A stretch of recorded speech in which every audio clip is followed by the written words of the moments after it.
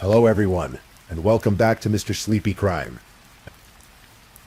I know many of you enjoy listening to these stories as you fall asleep. So before you drift off, I'd love for you to leave a comment letting me know where in the world you're tuning in from. And if you're enjoying the story, don't forget to like and subscribe. It really helps the channel grow. Before we begin, I want to acknowledge that this story involves real people and real tragedies.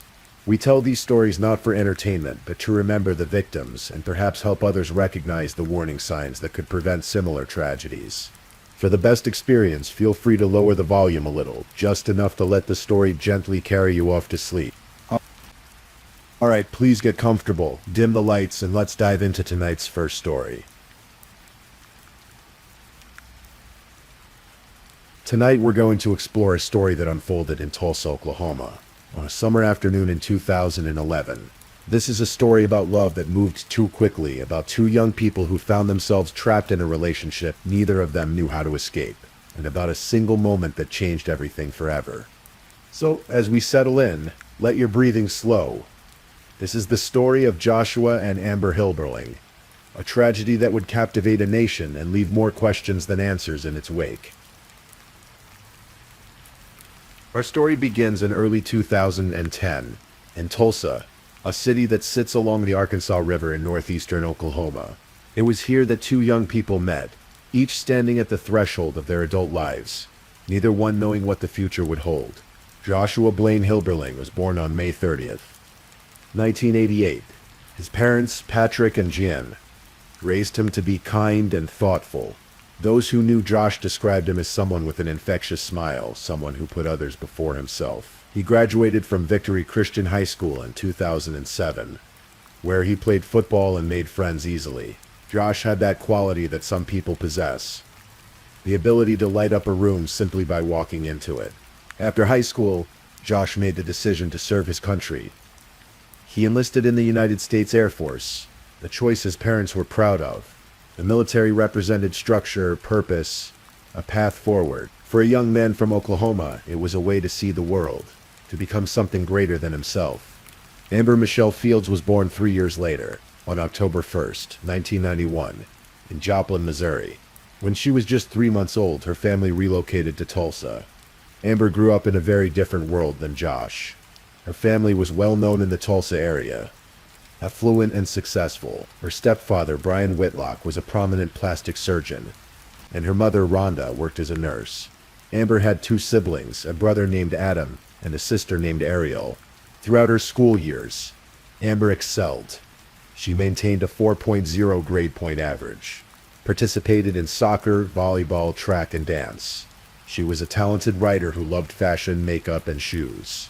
Friends described her as smart, athletic, and beautiful. Everything seemed to come easily to her. In early 2010, when Amber was 18 and Josh was 22, their paths crossed. The details of how they met have been lost to time, but what we know is that something sparked between them immediately. Josh was drawn to Amber's intelligence and beauty. Amber was captivated by Josh's kindness and his military bearing. But there was a complication. Josh had enlisted in the Air Force, and he was scheduled to be stationed at Eielson Air Force Base in Fairbanks, Alaska, in just a few short months. For most young couples, this would mean a long-distance relationship or a painful goodbye, but Josh and Amber weren't interested in either of those options. There was only one way for Amber to accompany Josh to Alaska. They would have to be married. So after dating for just a few months, Josh proposed, and Amber said yes. It was a whirlwind romance, the kind that feels inevitable when you're young and in love. Neither of them stopped to consider whether they were moving too fast. Neither of them questioned whether they truly knew each other well enough to make such a profound commitment. They were married in 2010, and soon after they packed their belongings and headed north to Alaska to begin their life together in the frozen north, thousands of miles from family and everything they'd ever known. Fairbanks, Alaska is not an easy place to live. Located just 198 miles south of the Arctic Circle, it's a city where winter temperatures regularly drop to 40 below zero, where the sun barely rises during the darkest months, and where summer brings the opposite extreme, the midnight sun, days that stretch endlessly without darkness. For Amber, who had never lived anywhere but Oklahoma, the move was jarring. She had no friends in Alaska, no support system beyond Josh, and Josh, now fully immersed in his military duties, was often away or exhausted when he came home. Amber, who had been pampered and adored by her family, found herself alone in a small apartment in an unfamiliar place, waiting for a husband who seemed increasingly distant. Life in Alaska was difficult for both of them. The honeymoon period, which had barely existed to begin with, evaporated quickly. The strain of their hastily made decision began to show. They were in many ways still children themselves, playing at being adults, playing at being married, and then things became even more complicated. Amber discovered she was pregnant. The news should have been joyful, but instead it added another layer of stress to an already fragile situation. Amber felt more trapped than ever, pregnant and alone in Alaska. Josh felt the weight of impending fatherhood pressing down on him while he was trying to navigate the demands of military life. Their relationship began to fracture. Arguments became frequent. According to later accounts, both Josh and Amber could be physical with each other during fights. There are reports of a lamp being thrown, of injuries sustained, of police being called on more than one occasion. The details vary depending on who you ask. Josh's family would later claim that Amber was the aggressor, that their son was a victim of domestic abuse. Amber's family would insist the opposite was true, that Josh was violent and controlling, that Amber lived in fear. The truth, as is often the case, likely lies somewhere in between. They were two young people who had rushed into marriage without truly knowing each other, now trapped together in a place neither wanted to be, each one triggering the worst in the other. And then, after less than a year in Alaska, Josh's military career came to an abrupt end. The official records indicate he was discharged. The reasons given vary. Some sources suggest he was discharged for drug use. Whatever the cause, the end result was the same. Josh and Amber were no longer tied to Alaska. They could go home. In 2011, they returned to Tulsa.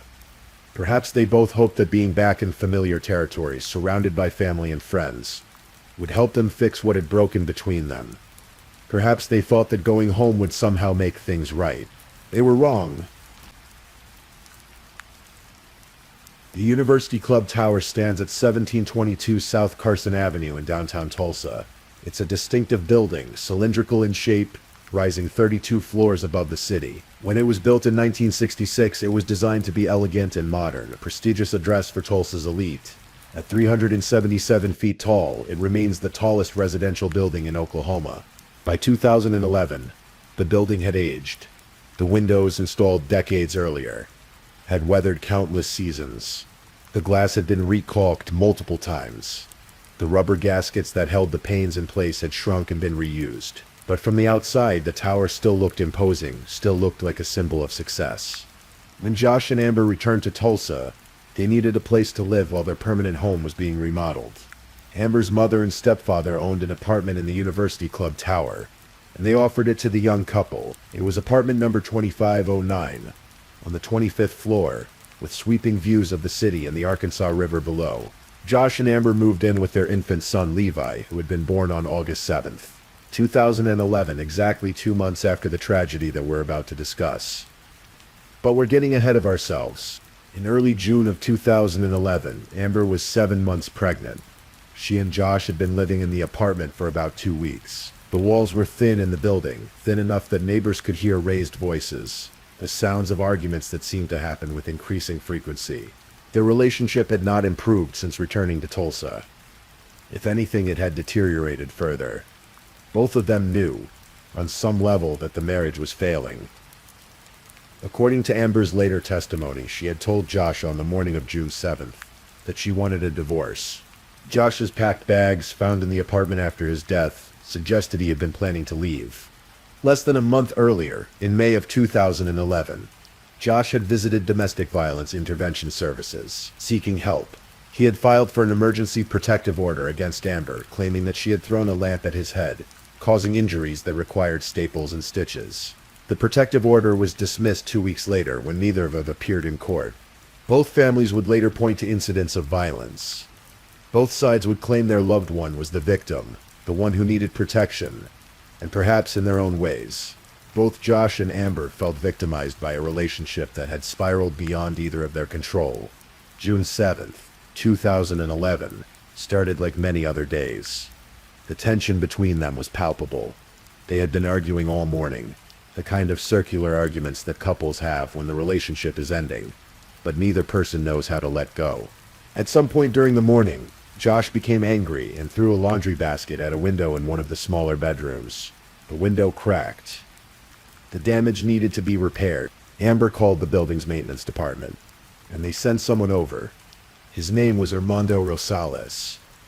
He was a maintenance worker for the University Club Tower, and he arrived at apartment 2509 sometime in the early afternoon to assess the damage to the window in the bedroom. When Armando entered the apartment, he could immediately sense the tension. He would later testify that Josh seemed angry, while Amber appeared subdued, quiet. It was clear they had been fighting. The air in the apartment felt heavy with unspoken words, an unresolved conflict. Armando went to work examining the cracked window, while Josh and Amber retreated to the living room, where their argument continued. The living room featured large plate glass windows that looked out over the city. These windows stretched from just 26¼ inches above the floor all the way up to 6 feet, 5 inches high.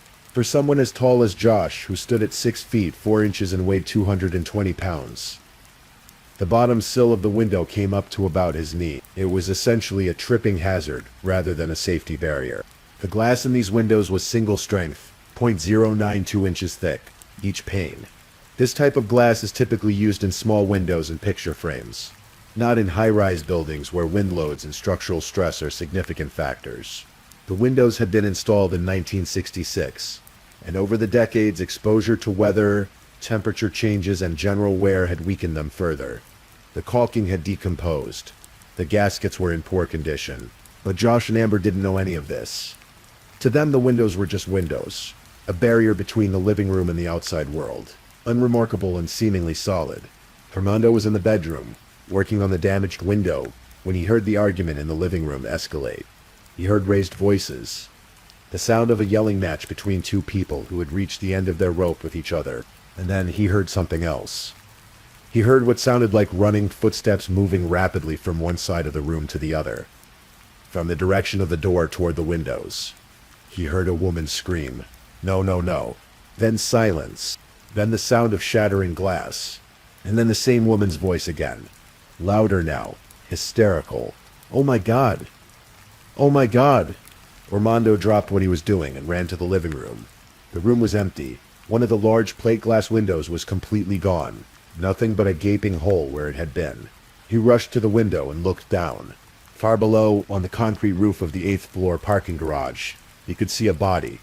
The neighbor who lived in the apartment directly below, on the 24th floor, would later tell police that he had heard a noise above him, something that sounded like someone running across the floor toward the window. Then came the crash of breaking glass. 2 witnesses on the street below happened to be looking up at the building at that exact moment. They saw a man come out of the window on the 25th floor. He was face first, upright in the air. They watched as he fell 17 stories, a descent that took just 3 to 4 seconds, though it must have felt like an eternity. Joshua Blaine Hilberling died on impact. Amber's immediate reaction was to get to Josh. She ran out of the apartment and down to the elevator, pressing the button frantically, waiting for what must have felt like hours for the elevator to arrive. The apartment manager found her and tried to get her to calm down, concerned about the scene she was making. When Amber reached the parking garage and saw Josh's body on the concrete, she became hysterical. She screamed for someone to help him. She knelt beside him, kissing his face, begging him to be okay, even though it was clear to everyone there that he was gone. The first responders arrived quickly. Paramedics, police officers, firefighters, all converging on the scene. Officer Don Holloway was one of the first officers to arrive. He later said that his initial thought was suicide. It seemed like the most logical explanation. The young man had jumped from a high-rise building. Murder was, in his words, the furthest thing from his mind. Holloway approached Amber, who was still beside Josh's body, still crying and screaming. He gently pulled her away and suggested that she come with him down to the detective division of the Tulsa Police Department. She agreed, still in shock, still unable to process what had just happened. Throughout the ride to the police station, Amber kept asking Holloway if the paramedics were still working on Josh, if they had brought him back to life. She seemed unable to accept that he was gone, At the police station, Amber was placed in an interview room. The police allowed her grandmother to come in and sit with her, to comfort her while they waited. The police weren't treating Amber as a suspect at this point. They still believed Josh's death was likely a suicide. But they had placed a camera in the room, recording everything. What happened next would become one of the most crucial pieces of evidence in the case against Amber Hilberling. In the video, which would later be played for the jury at her trial, Amber can be seen talking to her grandmother. She's crying. Her face is red and swollen. Her voice is breaking. She's 7 months pregnant, overwhelmed with grief and shock. And then she says something that changes everything. "I'm a horrible person," she tells her grandmother. "Who could do that? Push my husband and make him fall. I want to be dead. I want Josh to be here. For the rest of my life, everyone's going to think I'm a murderer," she continues. Her words coming out in a rush. "They kept saying if we stayed together, I'm going to kill him. They were right."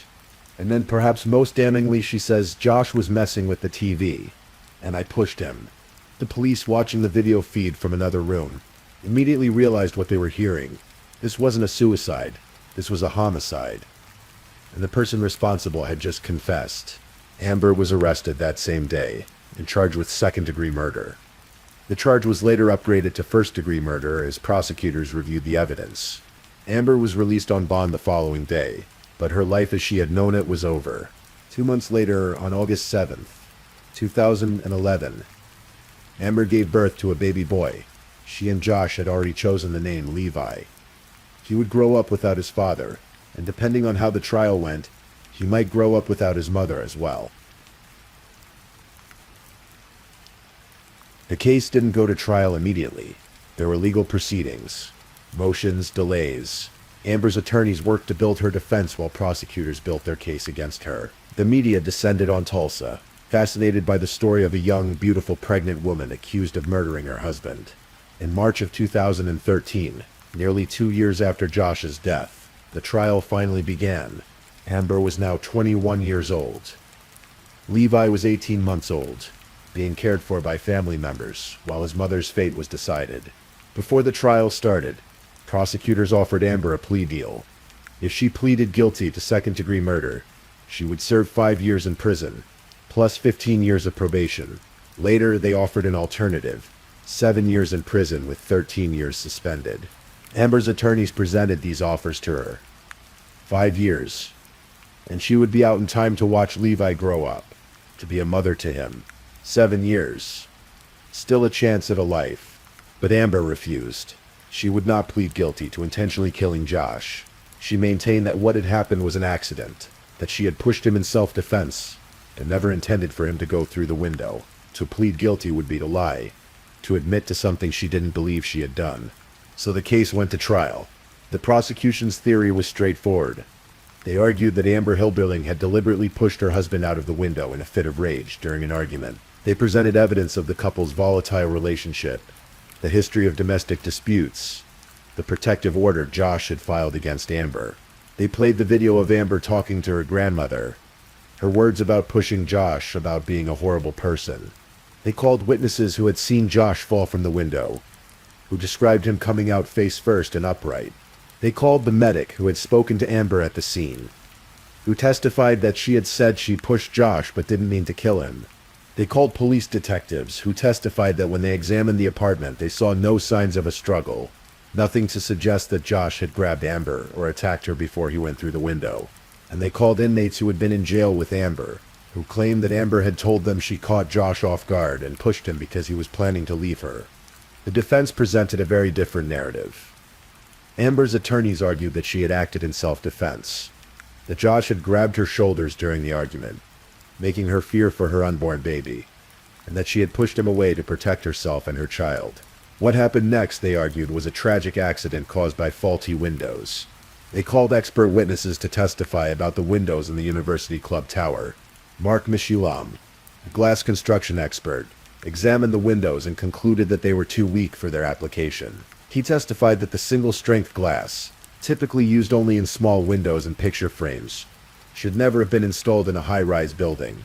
He explained that the glass had been weakened over decades of exposure to the elements, that the caulking was decomposing, and that the gaskets were in poor condition. The defense also presented testimony about Josh's size compared to Amber's. Josh was 6 feet, 4 inches tall and weighed 220 pounds. Amber was significantly smaller. How, the defense asked, could such a small woman have the strength to deliberately push such a large man through a window? Unless he was off balance. Unless he stumbled. Amber herself took the stand in her own defense. Speaking softly, sometimes crying, she told her version of what happened that day. She testified that she and Josh had been arguing all morning, that she had told him she wanted a divorce, that tensions were high between them. She said that when the maintenance man arrived to fix the broken window, she and Josh moved their argument to the living room. She described how Josh became frustrated and grabbed her shoulders. She was 7 months pregnant, she said, and in that moment she feared for her baby, so she pushed him off of her. She testified that she never intended for Josh to go through the window, that she didn't even know the window would break so easily.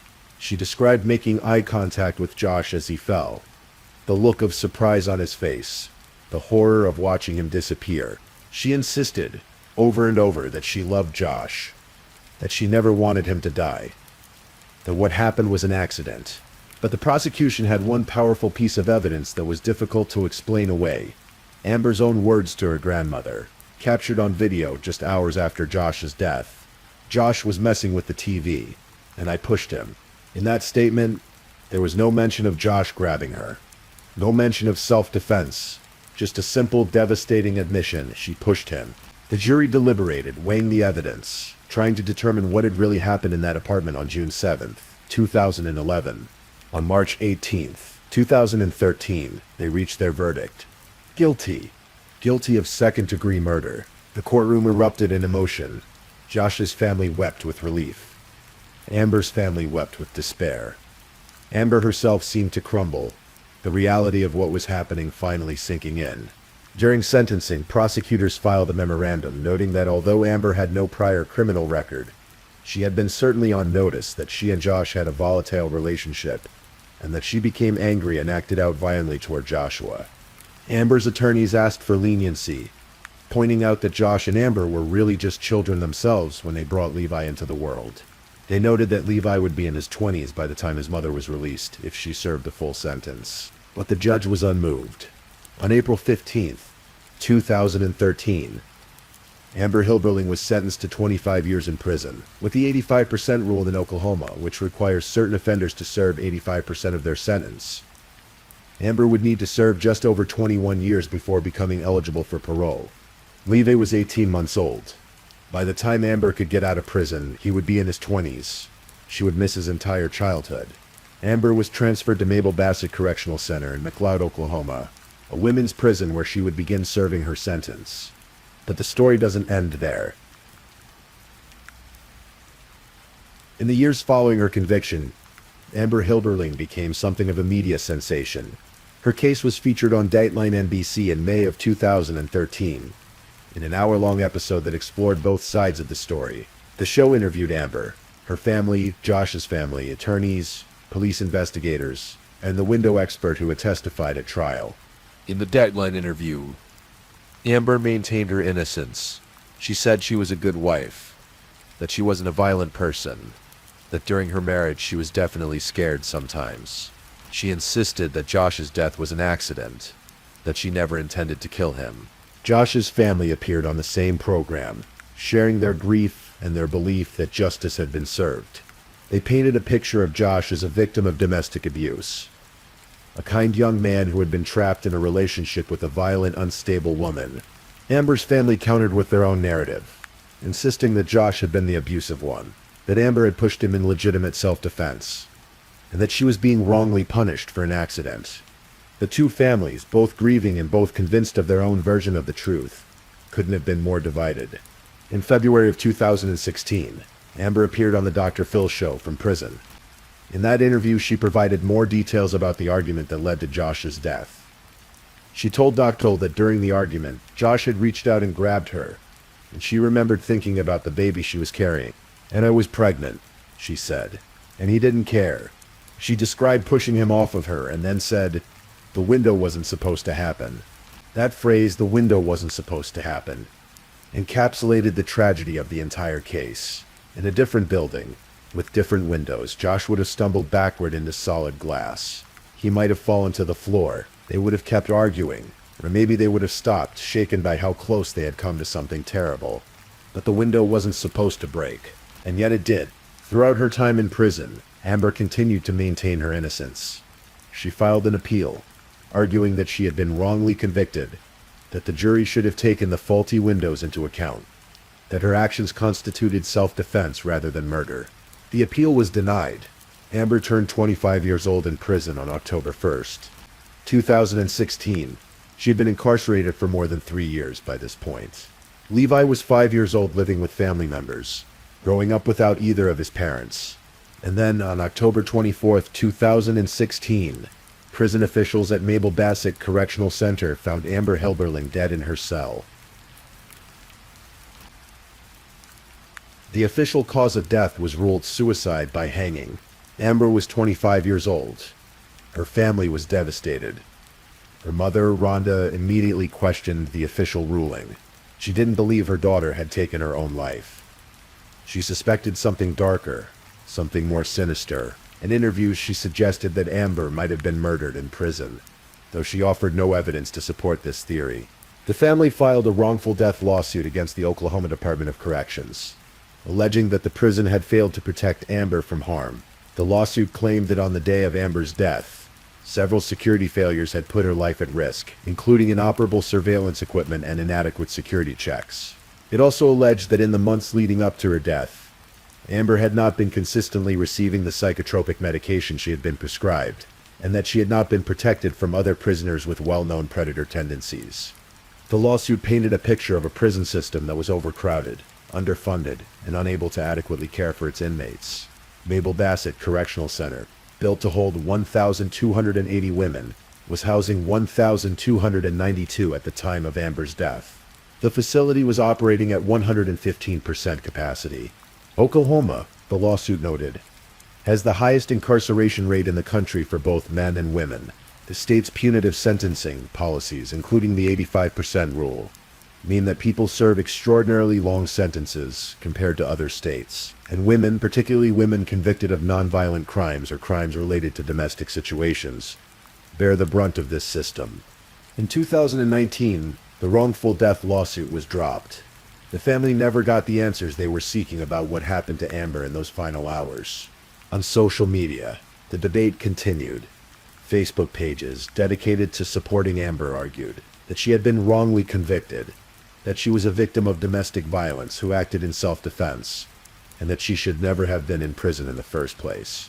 Other pages dedicated to Joshua's memory maintained that justice had been served, that Amber was a murderer who got what she deserved.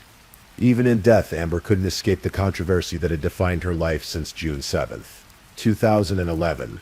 Josh's parents, Patrick and Jan Hilberling, grieved the loss of their son and the grandson they would never get to raise. They believed that Josh had been a victim, that Amber had taken him from them in a moment of rage.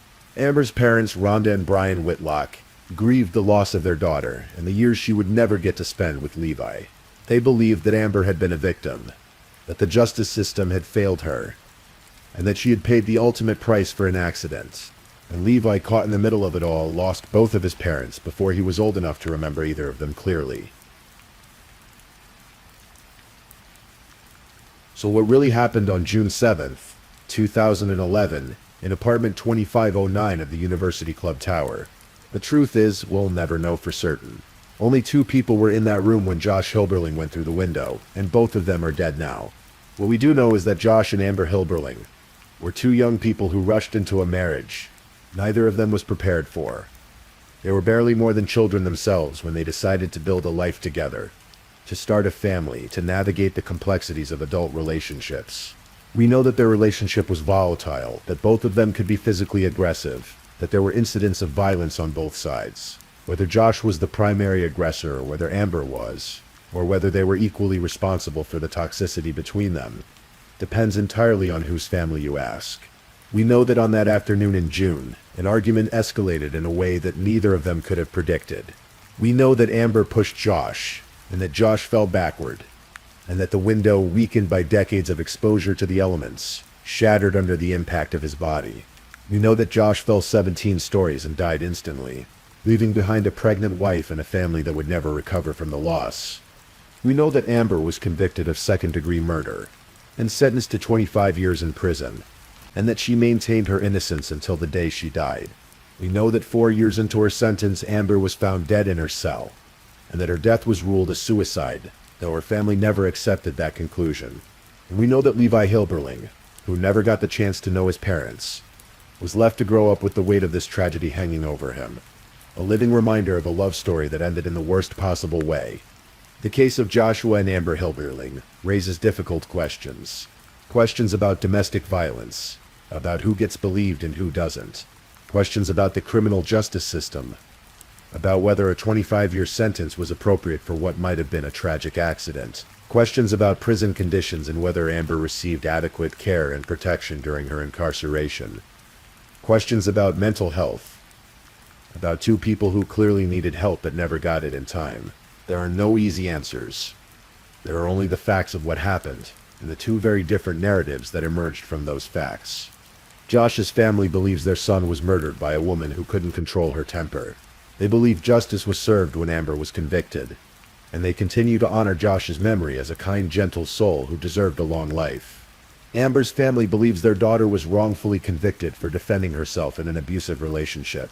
They believe the faulty windows were to blame, that what happened was an accident, and that Amber should never have spent a single day in prison. Both families love their children. Both families have suffered unimaginable loss. And somewhere in Oklahoma, a boy named Levi is growing up, trying to make sense of a tragedy that began before he was even born. And so, we come to the end of this story. The story of Joshua and Amber Hilberling is one without a clear resolution, without a satisfying conclusion. It's a story that reminds us that real life is messy and complicated, that people are not simply good or evil, victims or villains. It's a reminder that decisions made in haste can have consequences that last a lifetime, that love, without trust and communication and maturity, can become something dangerous, that a single moment, a single push, can change everything forever. If this is your first time listening to one of our true crime stories, welcome to Mr. Sleepy Crime, where we explore these cases in a calm and respectful way. I also want to take a moment to appreciate my amazing subscribers who've been rocking with me. Thank you so much for your continued support. If you're still awake and listening, don't forget to drop a comment. Let me know where you're tuning in from and the current time in your corner of the world. Or just say something to let me know you're still here. And if you haven't already, be sure to like this video and subscribe so you don't miss our next true crime stories for sleep. Now let's move on to our second story.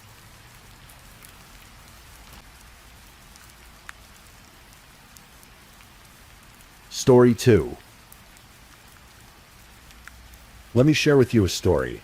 It's a story about a young woman whose light touched many lives, and whose disappearance became a mystery that would take over a decade to solve. This is a journey through the quiet suburbs of Ohio, through the determination of a father who never gave up, and through the patient work of investigators who refused to let a case go cold. This is the story of Caitlin Markham. In the summer of 2011, in the town of Fairfield, Ohio, there lived a young woman named Caitlin Markham. She was just days away from turning 22, standing on the precipice of everything life had to offer. Those who knew her described her in words that painted a picture of warmth and creativity. She was eccentric, they said, colorful, a light that helped others come out of their shells, much like a butterfly emerging from its cocoon. Caitlin had a paintbrush tucked into her hair more often than not, always searching for her next creative project. Art wasn't just something she did, it was who she was. She studied graphic arts at the Art Institute of Ohio in Cincinnati, pouring her passion into every assignment, every sketch, every design. Her professors noticed her dedication. Her classmates admired her talent. She was weeks away from completing her degree, ready to step into the world as a professional artist. But Caitlin wasn't just an artist. She was a daughter, a sister, a friend.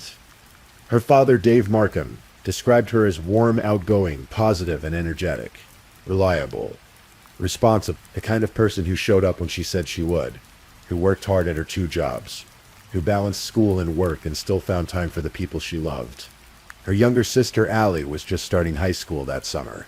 She looked up to Caitlin with the kind of admiration only a younger sibling can have. Caitlin always took care of her, always made time for her, even with her busy schedule. She worked at David's Bridal near Tri-County Mall, helping other young women prepare for the most important day of their lives. She also had an internship at her school's bookstore, gaining experience in the professional world she was about to enter. Caitlin had been with her boyfriend, John Carter, for about 6 years. They had recently become engaged, and their future seemed mapped out before them. They talked about moving to Colorado after Caitlin graduated, starting fresh in a new place where John, who shared Caitlin's artistic inclinations and worked as a glass-blowing instructor, could pursue his own dreams. To the outside world, they seemed like two creative souls building a life together. But as summer wound down in 2011, there were small cracks beginning to show, cracks that few people could see. August 13th, 2011, was a Saturday. The weekend air in Fairfield carried the sounds of the annual Sacred Heart Festival. The clanking of carnival rides echoed through the neighborhood.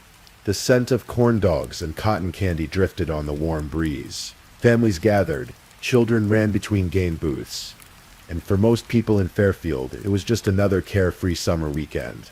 For Caitlin, it had been a long day. She had worked her shift at David's Bridal, spending hours on her feet helping customers.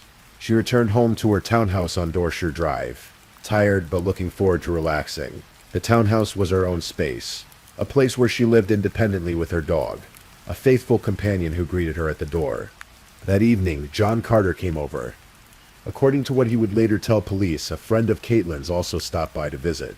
But this friend sensed something in the air, tension, a kind of unspoken discomfort that makes a room feel smaller. Caitlin seemed quiet, subdued. The friend decided to leave early, giving the couple space. John told investigators that Caitlin's quietness was because they had taken magic mushrooms together. But this detail raised questions later. Caitlin had just returned from a long shift at work, arriving home only about 15 minutes before her friend came over. Mushrooms take time to affect someone. Would she really have taken them when she was tired and just wanted to unwind? Some who knew her found this hard to believe. There were other things that had been happening beneath the surface. Friends later shared that Caitlin had confided she was tired of the relationship. She was reconsidering the move to Colorado. The future she and John had planned was beginning to feel less certain to her. One of John's friends would later make a revealing statement to investigators. If Caitlin were to break up with John, it would be catastrophic for him. The night unfolded in the way John Carter described to police.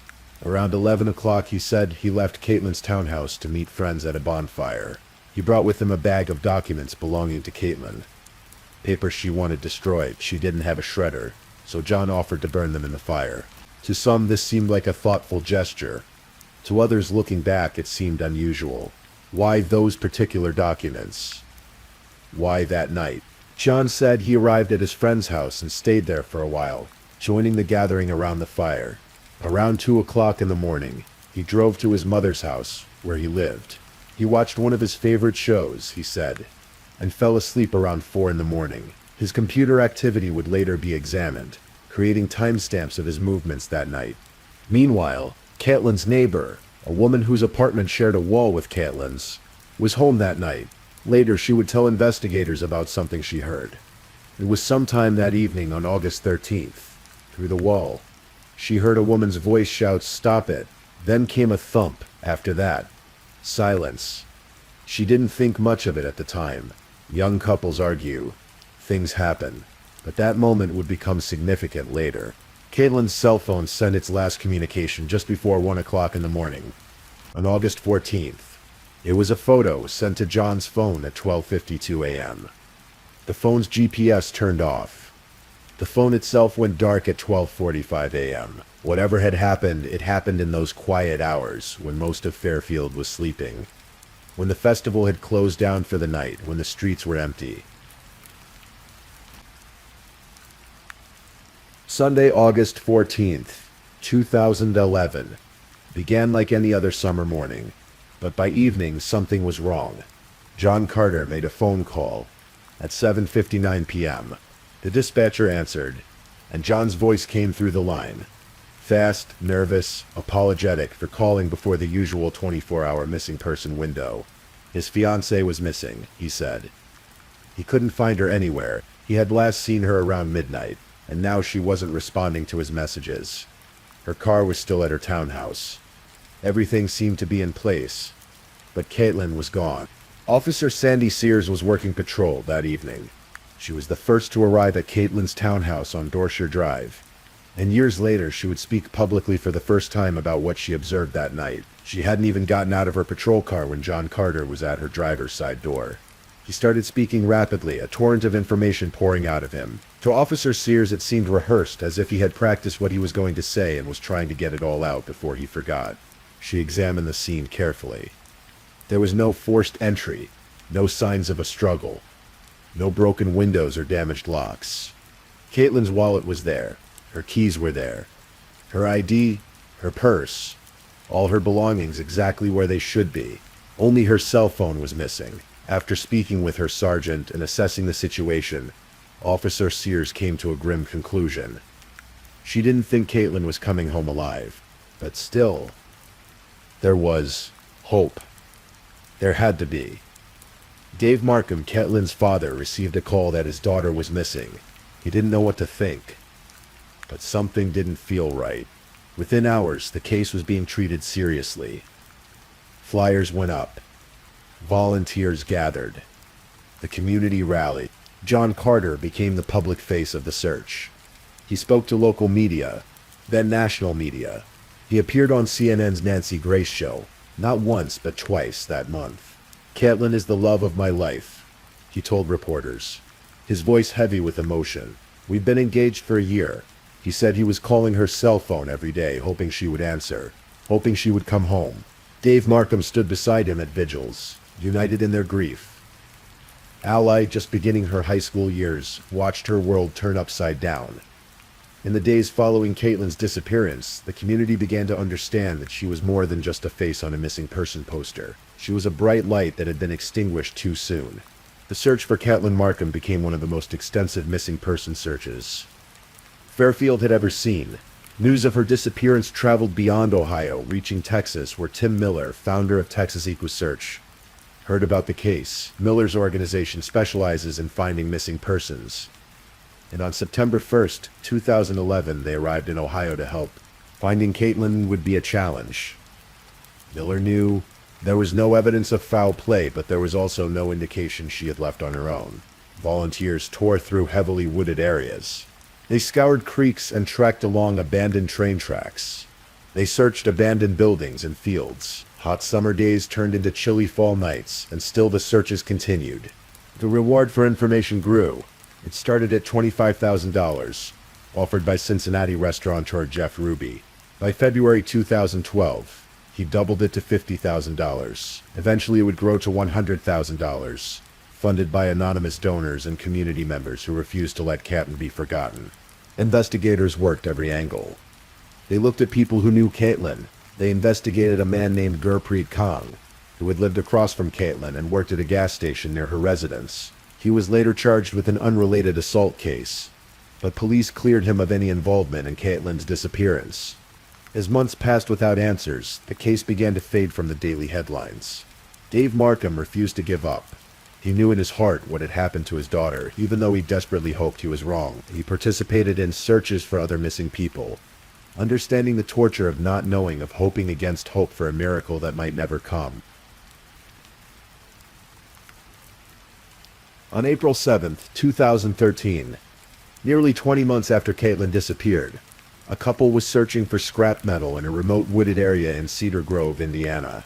It was an illegal dump site, a place where people discarded things they didn't want anyone to find. About 20 miles west of Fairfield, hidden in the trees near a creek bed, they found something that made them stop. Bones. Human bone. Indiana State Police were called. The area was secured. The remains were carefully collected and transported to the Hamilton County Coroner's Office. Dental records were used to make the identification. And on that day, Dave Markham's worst fears were confirmed. The remains were Caitlin's. His daughter had been found. But finding her body only raised more questions. How did she end up in Indiana? How did she die? The coroner, Wanda Lee of Franklin County, Indiana, ruled Caitlin's death a homicide on August 13th, 2013, exactly 2 years after she disappeared. but the cause of death could not be determined. Her remains had been exposed to the elements for too long. Whatever had happened to her, the physical evidence had been lost to time and nature. The location was significant. The wooded area in Cedar Grove was not far from a farm owned by the Carter family. It was a remote place, the kind of location someone would choose if they didn't want something to be found. During the earlier searches, Texas IQ had come within about 10 miles of where Caitlin's remains were ultimately discovered. They had so much area to cover, so many leads to follow. In the vastness of rural Indiana, finding one person was like finding a needle in a haystack. In April 2014, a tip came in. Police returned to the same location in Cedar Grove, and additional remains belonging to Caitlin were found. The investigation continued, but there were no arrests, no charges. The case remained unsolved. Dave Markham held a funeral for his daughter at Fairfield High School Auditorium on August 25, 2013. Friends and family gathered to celebrate her life, to mourn her loss, to remember the vibrant young woman who had so much left to give. But for Dave, it wasn't closure. It was just another chapter in a nightmare that wouldn't end. The years passed slowly. 2014 became 2015. In 2015, at Dave Markham's urging, the Butler County Sheriff's Office took over the investigation from Fairfield Police. Fresh eyes examined the evidence. Detectives Rob Whitlock and Brian Nerlinger dove into the case file, reviewing everything that had been collected since that August night in 2011. In August 2016, 5 years after Caitlin's disappearance, a documentary premiered at a theater in Springdale, Ohio. It was called Taken Too Soon: The Caitlin Markham Story. Dave Markham hoped it would generate new leads, bring fresh information to light, keep his daughter's case in the public consciousness. The one-hour film chronicled the investigation and the family's pain. In 2016, sheriff's investigators announced they believed they knew who killed Caitlin. They had narrowed it down to a strong person of interest. Sergeant Rob Whitlock told the media. But they wouldn't name the person. They didn't have enough evidence yet. The circumstantial case they were building needed more. 2018 brought an unexpected development. Another young woman's body was found in a field in Liberty Township. Her name was Ellie Wyke, and she was 23 years old. She had lived near where Caitlin was reported missing, and the two women looked strikingly alike. A man named Michael Strauss was quickly arrested and convicted in Ellie's murder. Strauss had been stalking her. Investigators looked at possible connections to Caitlin's case, because Strauss was an old acquaintance of John Carter, but no direct link was ever established. In 2020, the Butler County Prosecutor's Office took on the case. Prosecutor Michael J. Moser assigned lead investigator Paul Newton and assistant prosecutor Brad Burris to examine everything once more.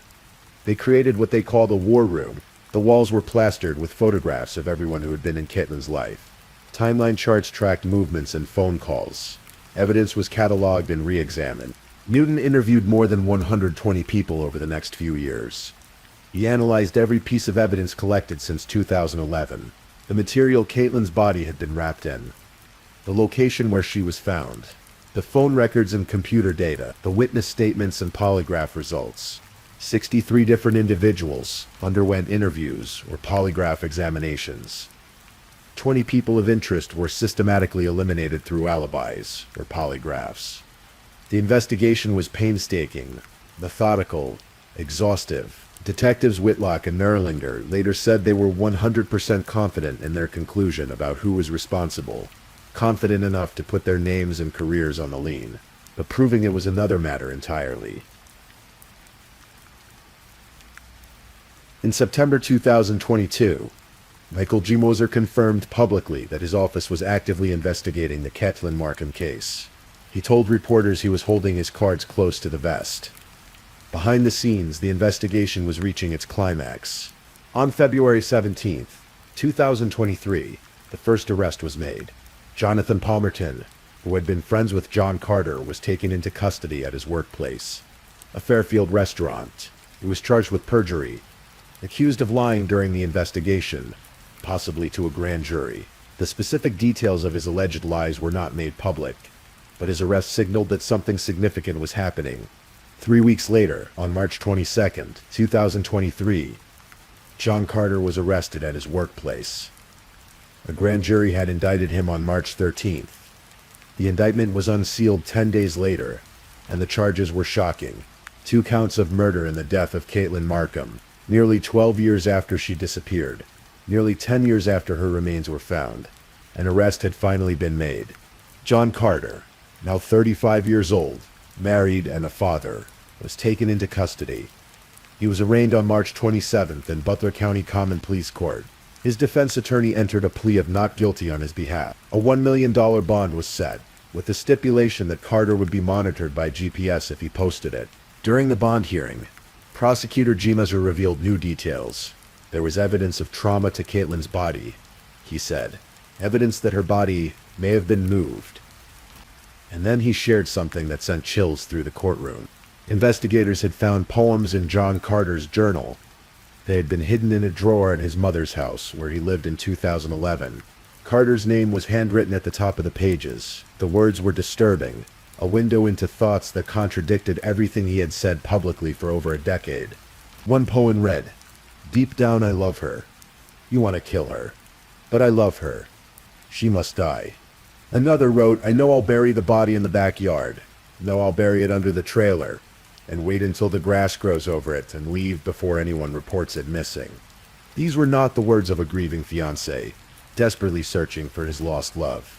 These were the words of someone with dark, violent thoughts, whether they were written before or after Caitlin's disappearance. They painted a picture that prosecutors believed showed consciousness of guilt. Dave Markham and his daughter Allie sat in the front row of the courtroom during the arraignment. Supporters wore butterflies in remembrance of Caitlin, the free-spirited art student whose symbol had become the butterfly, representing the way she helped others come out of their shells. Carter posted the $1 million bond on April 3rd, 2023. He was released with GPS monitoring, allowed to go home while he awaited trial. As the case moved toward trial, search warrants were unsealed, revealing the circumstantial case prosecutors had built. It was a mosaic of small pieces, each one adding to a larger picture. There were the phone records showing the timeline of that night. Caitlin's cell phone going dark at 12:45 a.m.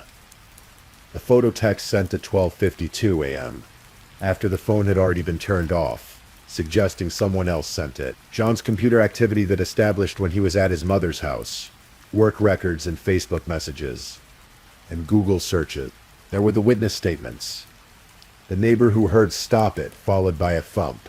The friend who sensed tension between Caitlin and John that final evening. The people in John's inner circle who said Caitlin had been reconsidering their relationship, that she was tired of it, that she was thinking about not moving to Colorado after all. The statement from John's friend that breaking up would be catastrophic for him. There was physical evidence too, though not the kind that provides absolute certainty. The material Caitlin's body had been found wrapped in. The location of the dump site near property owned by the Carter family. The fact that there was no forced entry into Caitlin's townhouse suggesting she knew her attacker. The absence of her engagement ring, which was never found. Investigators had spoken to 2 teenagers who claimed they saw something strange at Carter's house in the early morning hours of August 14th, 2011. They said they had sneaked out to go to a party, and around 2 o'clock in the morning they saw 2 cars pull up to Carter's home with their lights off. One was Carter's red Ford. About 5 minutes later, they said Carter's car emerged from the garage, and both cars drove away. The original lead detective on the case found their accounts questionable, partly because Carter's computer activity seemed to contradict their story, but it remained part of the evidence file. There were items on the evidence list that hinted at the investigation's scope. 13 written statements, 63 interviews and polygraphs, tips from the public, an anthropology report, a forensic entomology investigation report, analyzing insects found on the remains to help determine time of death, reports from multiple police agencies, news media coverage, jail calls made by Carter after his arrest, and both Caitlin's and Carter's laptops and cell phones. There was also a letter Caitlin had written to her father, and an email she had sent to Carter on August 13th, 2011, the day she disappeared. The contents of these communications were not made fully public, but they were part of the story investigators had pieced together. One of the more unusual pieces of evidence was photographs related to Michael Strauss, the man convicted of killing Ellie Wake, though no direct connection was ever proven. Investigators had explored every possibility. following every thread that might lead to answers. But despite all of this, there was one crucial thing missing. Prosecutors could not definitively say how Catelyn died. The cause of death remained undetermined. There was no murder weapon, no forensic evidence like DNA or fingerprints that directly placed Carter at the scene of Catelyn's death. Everything was circumstantial. As prosecutor G. Moser acknowledged, many cases are built on circumstantial evidence. Defendants are convicted without bodies being found, without murder weapons, without eyewitnesses. The law recognizes that juries can find guilt beyond a reasonable doubt based on the totality of circumstances. But it also meant that taking this case to trial was a risk. June 7th, 2024. John Carter's trial was scheduled to begin in just over 2 weeks. For Dave Markham, it was the moment he had waited 13 years for. The chance to hear evidence presented in court. The chance for a jury to decide whether John Carter had killed his daughter. But then something unexpected happened. Carter's defense team approached prosecutors with a proposal. They wanted to make a deal. After more than a decade of denying any involvement in Catelyn's death, after maintaining his innocence through countless interviews, after posting bond and preparing for trial, John Carter was willing to admit guilt, but not to murder. The plea deal offered was this. Carter would plead guilty to involuntary manslaughter, a third-degree felony. In exchange, the 2 murder charges would be dropped. Involuntary manslaughter, under Ohio law, meant that Catelyn had died during the commission of a misdemeanor assault. The maximum sentence allowed for involuntary manslaughter was 3 years in prison. 3 years for a life taken. Prosecutor J. Moser faced an impossible choice. Take the case to trial with circumstantial evidence and risk a not guilty verdict, or accept the plea and guarantee that Carter would admit responsibility and serve time, even if it seemed insufficient. There was also the consideration that a single holdout juror could result in a hung jury, forcing a retrial or potentially allowing Carter to walk free. Dave Markham learned of the plea deal before it was finalized. In an interview with Dateline, he described the moment as painful and shocking. But he understood the risk. There was a chance John could walk free if the jury didn't convict. And Dave didn't want that. As much as 3 years seemed inadequate, it was better than nothing. It was an admission of guilt. It was justice of a sort, even if it felt incomplete. On June 7th, 2024, John Carter stood before Judge Dan Hagee in a Butler County courtroom. When asked for his plea to involuntary manslaughter, Carter admitted his guilt after 13 years, after hundreds of interviews, after a massive investigation involving multiple agencies and countless hours of work. John Carter finally said the words Dave Markham needed to hear. He was responsible for Catelyn's death, but the details of how she died remained unknown. Carter's defense attorney declined to comment when asked how Catelyn was killed. The only detail revealed in court was that she died during a misdemeanor assault. What that assault entailed, what happened in those final moments, would never be fully explained. Sentencing was set for July 18th, 2024. The sentencing hearing took place on a summer day, 13 years and 10 months after Catelyn Markham disappeared. Dave Markham stood before the court, his voice steady but laden with years of grief, and read a letter he had written. Not a day goes by that I don't think of Catelyn, he told Judge Hagee. He spoke of the pain he had endured for the past 13 years. The pain that Allie had endured, that Catelyn's friends and the entire community had endured. He asked the judge to impose the maximum sentence allowed by law. Let him feel the pain that many of us have endured, he said. He also spoke of what had been stolen from them. He often wondered what Catelyn would be doing with her art and her career. He said he thought she would have been an amazing woman. That future had been taken from her. From all of them. John Carter did not speak during the sentencing hearing. He sat silently as the proceedings unfolded. His attorneys asked Judge Hagee to impose probation or a minimal prison term, arguing that the court should consider the law and not emotional statements. They painted a picture of a man who had cooperated with the plea deal, who had finally admitted responsibility after years of denial. But Judge Hagee was unmoved. He noted that Carter had shown no genuine remorse for the offense. He pointed out that Carter did not try to help Catelyn after her death, did not acknowledge what happened to her immediately, did not give her family the answers they deserved in the years that followed. The judge imposed the maximum term allowed under the plea agreement, 3 years in prison. It was both a victory and a crushing disappointment. Carter was led away in handcuffs, no longer free on bond. He would serve his sentence, with an expected release date of July 4th, 2027. 3 years for a life that should have spanned decades. 3 years for a young woman who never got to finish her degree, never got to build her career, never got to become the amazing woman her father knew she would have been. Dave Markham spoke to the media after the sentencing. He said Carter was responsible and deserved what he got. He admitted feeling relieved and grateful that the judge had given the maximum sentence possible. But he also acknowledged a hard truth. It's not over, and no, it's not closure. But it's the start of something else to come. The perjury charges against Jonathan Palmerton had been dismissed in May 2023, though prosecutor Domzer indicated he might pursue new charges against him in the future. The 5-year statute of limitations was still in effect, giving prosecutors time to decide. Investigators Rob Whitlock and Brian Nerlinger attended the sentencing. Whitlock told reporters afterward that Carter had said in front of Dave Markham, "I killed your daughter." It was a moment 13 years in the making. An admission that validated the years of investigation, the hundreds of hours of interviews, the determination of everyone who refused to let this case go cold. In September 2024, Dateline NBC devoted a 2-hour episode to Caitlin Markham's case.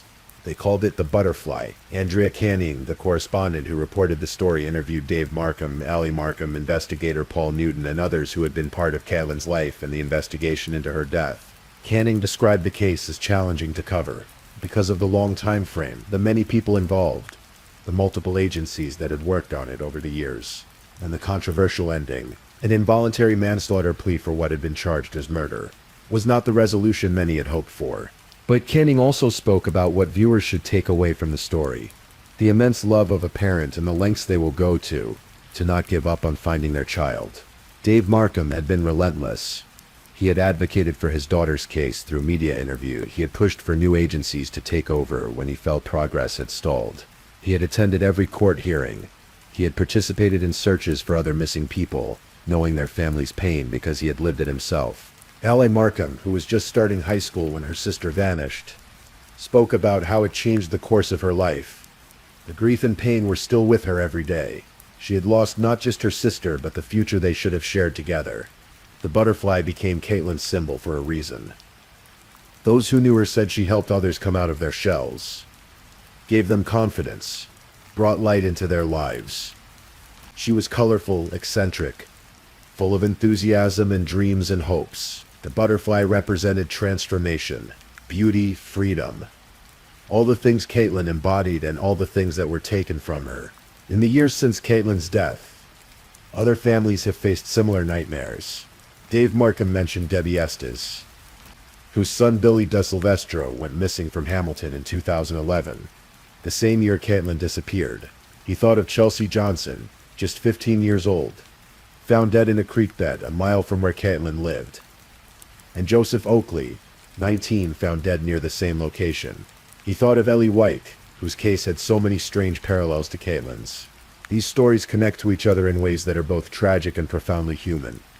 Each victim represents a family's worst nightmare.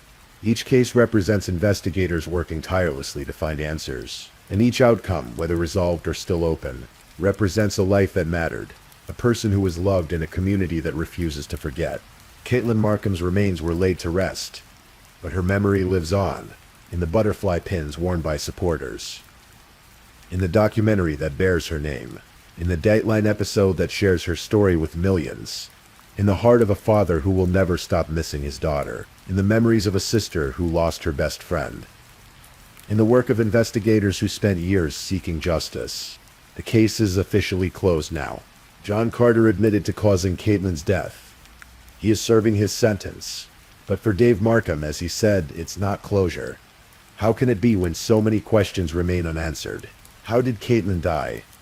What exactly happened in those final moments? Why did it take 13 years for Carter to admit the truth? Some questions may never have answers. Some wounds may never fully heal. But there is something in the way Dave Markham continues to fight, continues to remember, continues to honor his daughter's memory. that speaks to the resilience of the human spirit. There is something in the way Allie Markham keeps her sister's memory alive that shows the enduring power of love. And there is something in the fact that Caitlin's story is still being told, still being remembered, that ensures she will never truly be forgotten. And so we come to the end of this story. A story of a bright young woman whose life was cut tragically short. A story of a father's unwavering determination to find justice for his daughter. A story of investigators who refused to give up, even when years passed with no arrests. A story of a community that rallied together to search for one of their own. Caitlin Markham was 21 years old when she disappeared. She would be 34 now if she were still here. We can only imagine the art she would have created, the lives she would have touched, the light she would have continued to shine into the world. Tonight, as you drift off to sleep, perhaps you'll think of Caitlin.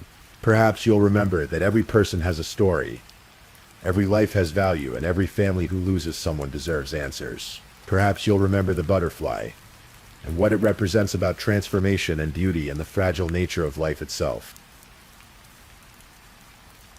If you're still awake and listening, check whether you've left your little goodnight comment. I always check your comments before I sleep too. And if you haven't already, don't forget to like this video and subscribe so you don't miss our next true crime stories for sleep. Meanwhile, let's move on to our third story.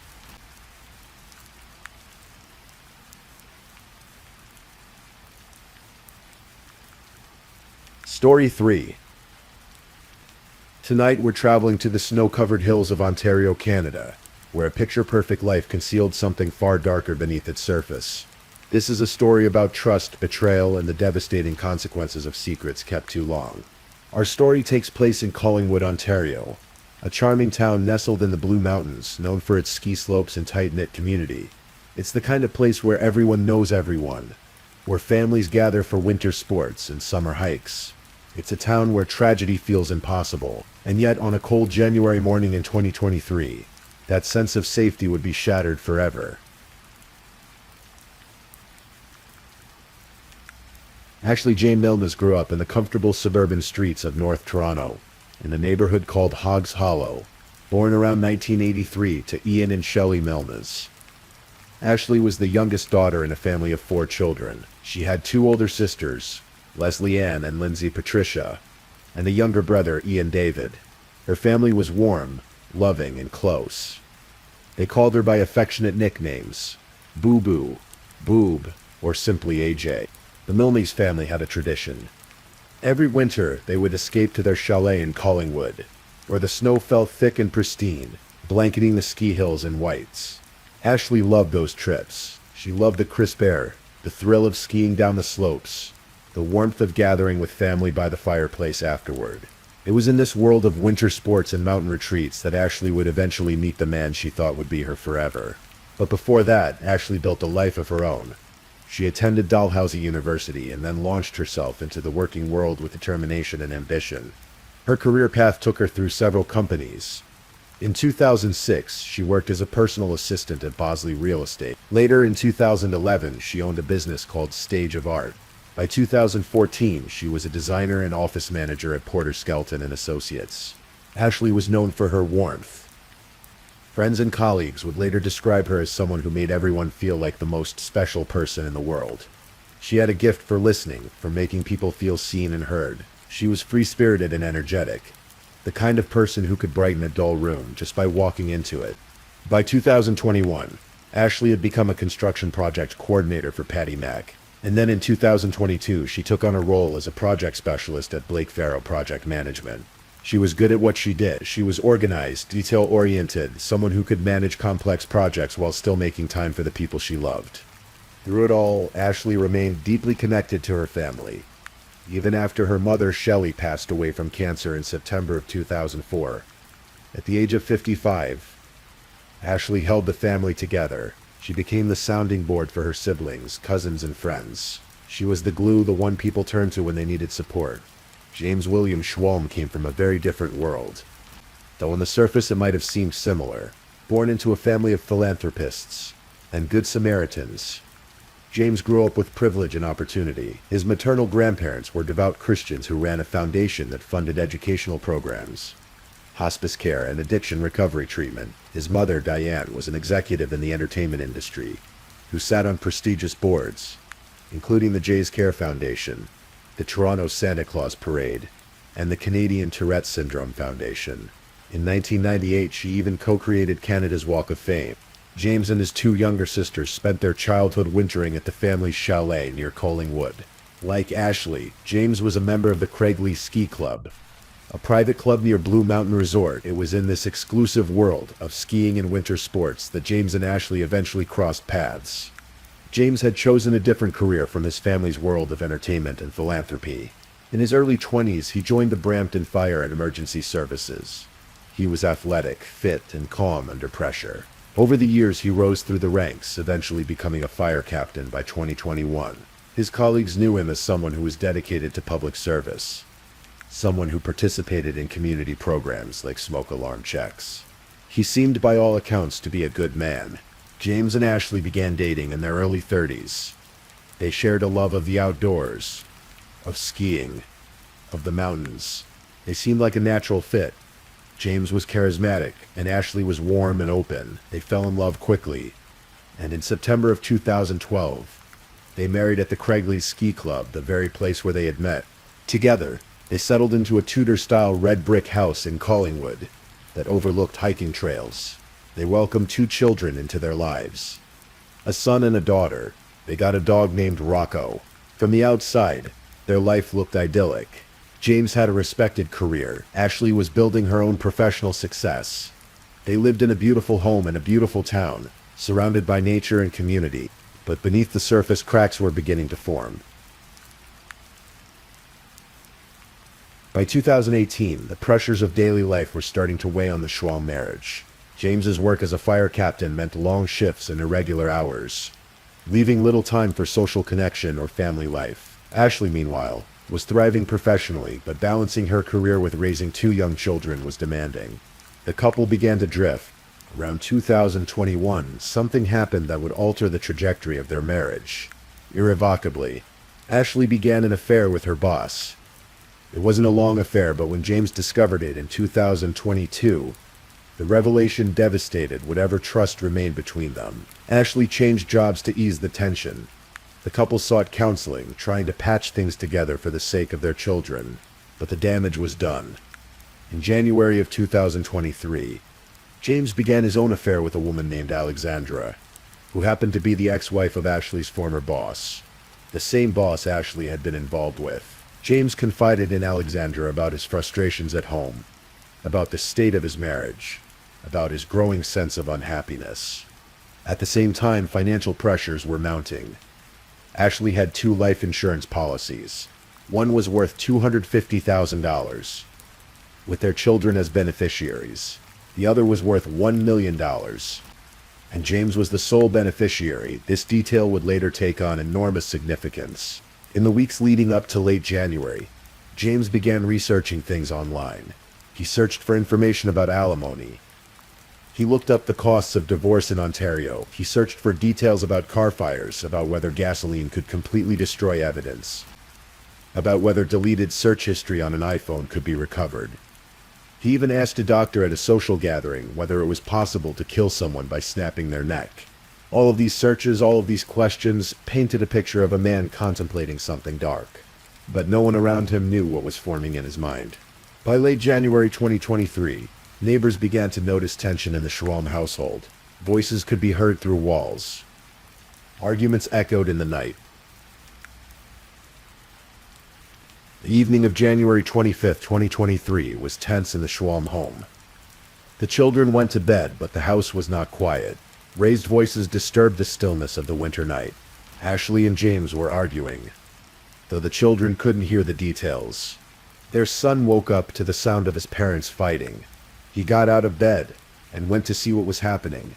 When Ashley saw him, she asked him to get her phone. She wanted to call the police. The boy saw James crying, saw him putting on a coat. James told his son that he was going to take Rocco, their dog, for a walk. The boy went back to bed, confused and frightened. Their daughter later recalled hearing a loud thump during the night, though she didn't leave her room. Sometime between 3 and 4 o'clock in the morning on January 26th, James strangled Ashley in the hallway of their home. The life they had built together, the family they had created, ended in those dark early morning hours. Ashley fought. Those who knew her were certain of that. She would have fought for her children, for her life, for a chance to escape. But it wasn't enough. James then set about staging a scene. He dressed Ashley in hiking clothes, winter gear that made it look like she had been planning an outdoor excursion. He carried her body to her black Mitsubishi Outlander SUV. He placed her in the passenger seat. Then he took her phone and began sending himself text messages, creating a false narrative. The messages made it seem like Ashley had gone for an early morning hike, that she was feeling dizzy, that she was experiencing vertigo. James drove the SUV with Ashley's body inside to a remote area near the Alpine Ski Club, a place he knew well. He positioned the vehicle at the edge of a ditch along Arrowhead Road, near Highway 26 in the Blue Mountains. He poured gasoline inside the car, over Ashley's body, over the seats. Then he tossed in a lighter that had his initials engraved on it, JWS for James William Schwalm. At approximately 5:45 in the morning, James lit the fire. The car erupted in flames. The smell of burning rubber and gasoline filled the cold air. James walked away from the scene, leaving footprints in the snow behind him. He walked to where he had parked his mother's car, a Hyundai Kona which he had driven to the area earlier. Video footage would later show a figure carrying a backpack, walking through a ski run parking lot. James drove back to Collingwood, arriving home around 6 in the morning. He used a snowblower to clear the driveway, making it look like a normal morning routine. Later, he sent both children to school, as if nothing had happened. At approximately 6 o'clock in the morning, a driver passing along Arrowhead Road noticed flames in a ditch below the road. The fire was intense. The smell of gasoline was overwhelming. The driver called 911. Blue Mountain firefighters arrived within minutes. They worked quickly to extinguish the blaze. But the heat had been extreme. When they looked inside the charred remains of the SUV, they found a body in the passenger footwell. The body was burned beyond recognition, too damaged for immediate visual identification. The Ontario Provincial Police were called to the scene. Officers walked the perimeter, noting details, footprints in the snow leading from the driver's door up to the road, a lighter nearby with initials scratched into it, the license plate still partially visible, registered to a James Schwalm of Collingwood. By later that afternoon, dental records confirmed what investigators suspected. The body was Ashley Jane Schwalm, 40 years old, mother of 2, but the autopsy revealed something that changed everything. Ashley had not died in the fire. She had been strangled before the car was ever set ablaze. This was not an accident. This was murder. The investigation moved quickly. Detectives interviewed James that same afternoon. He told them that Ashley had gone for an early morning hike at the Craigley Ski Club. He showed them text messages between him and Ashley, messages that seemed to corroborate his story. He claimed he had taken Rocco for a walk before she left. But investigators were skeptical. They began pulling apart James's story piece by piece. First, they spoke to the children. The son told them what he had witnessed the night before, the arguing, his mother asking for her phone, his father crying and putting on a coat, the claim about walking the dog, even though the boy later saw Rocco still in the sunroom. Next, investigators examined cell phone data. James's phone pinged off cell towers near the ditch where the car was found, right around the time the fire was set. Surveillance footage tracked the movements of his mother's Hyundai Kona along the route from Collingwood to the scene and back. The in-car navigation system in the Kona showed that the engine had been turned on at 6:01 in the morning. Residential cameras along the way captured footage of a figure wearing a backpack, walking quickly through the streets. One camera caught the person parking the Kona at Admiral Collingwood Elementary and running toward the Schwalm residence. Investigators obtained a warrant for James's phone and computer. His browser history was damning. In the days before Ashley's death, he had searched for misspelled terms like Alomini, does a road flare completely burn, and can you see iPhone history after deleted. They also discovered the text messages between James and his girlfriend, Alexandra. In one message sent just days before the murder, James had written that he planned to focus on his own happiness. Perhaps most telling was the lighter. The initials JWS belonged to James William Schwalm. It had been left at the scene, a piece of evidence that directly tied him to the crime. Investigators also learned about the life insurance policies. Ashley had a $1 million policy with James as the sole beneficiary, combined with his online searches about alimony and divorce costs. A motive began to crystallize. James believed that killing Ashley was preferable to divorcing her.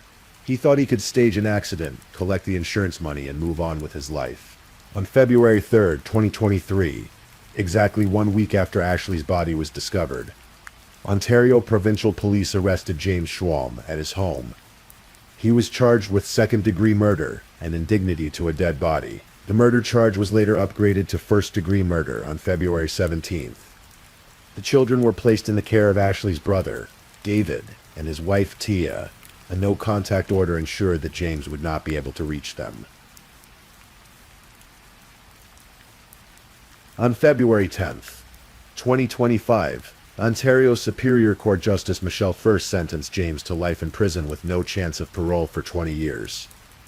It was the maximum sentence allowed for second-degree murder. During the sentencing hearing, more than 20 victim impact statements were read aloud. Family members and friends spoke about the woman Ashley had been, about the hole her absence left in their lives. Justice First spoke directly to James's betrayal. She noted that his actions were completely at odds with his responsibility as a firefighter to save lives, not take them. She called Ashley's murder an act of egregious selfishness, cold, callous, and calculated. James expressed remorse in court, saying he was haunted by what he had done and that he never thought he was capable of such a crime. But his words rang hollow to those who had loved Ashley. He showed little emotion as Ashley's family members watched him from the courtroom. The no-contact order with his children remains in place until they turn 18. James will not be eligible for parole until 2045. He remains in a provincial correctional facility in Ontario. Ashley's children, now 8 and 11 years old, are being raised by their aunt and uncle, away from the shadow of what their father did. They are being shielded from the worst details, allowed to grieve and heal in their own time. The family hopes that as they grow older, they will remember their mother, not for how she died, but for how she lived. Friends and family remember Ashley as someone who made everyone feel special. She had a gift for connection, for making people feel heard and valued. She loved hiking, skiing, playing golf and tennis. She loved her children fiercely. She worked hard and built a career she was proud of. She was a daughter, a sister, a friend, a mother. She was loved. Please, I'm just putting it out there. If you're still awake and listening, drop a comment.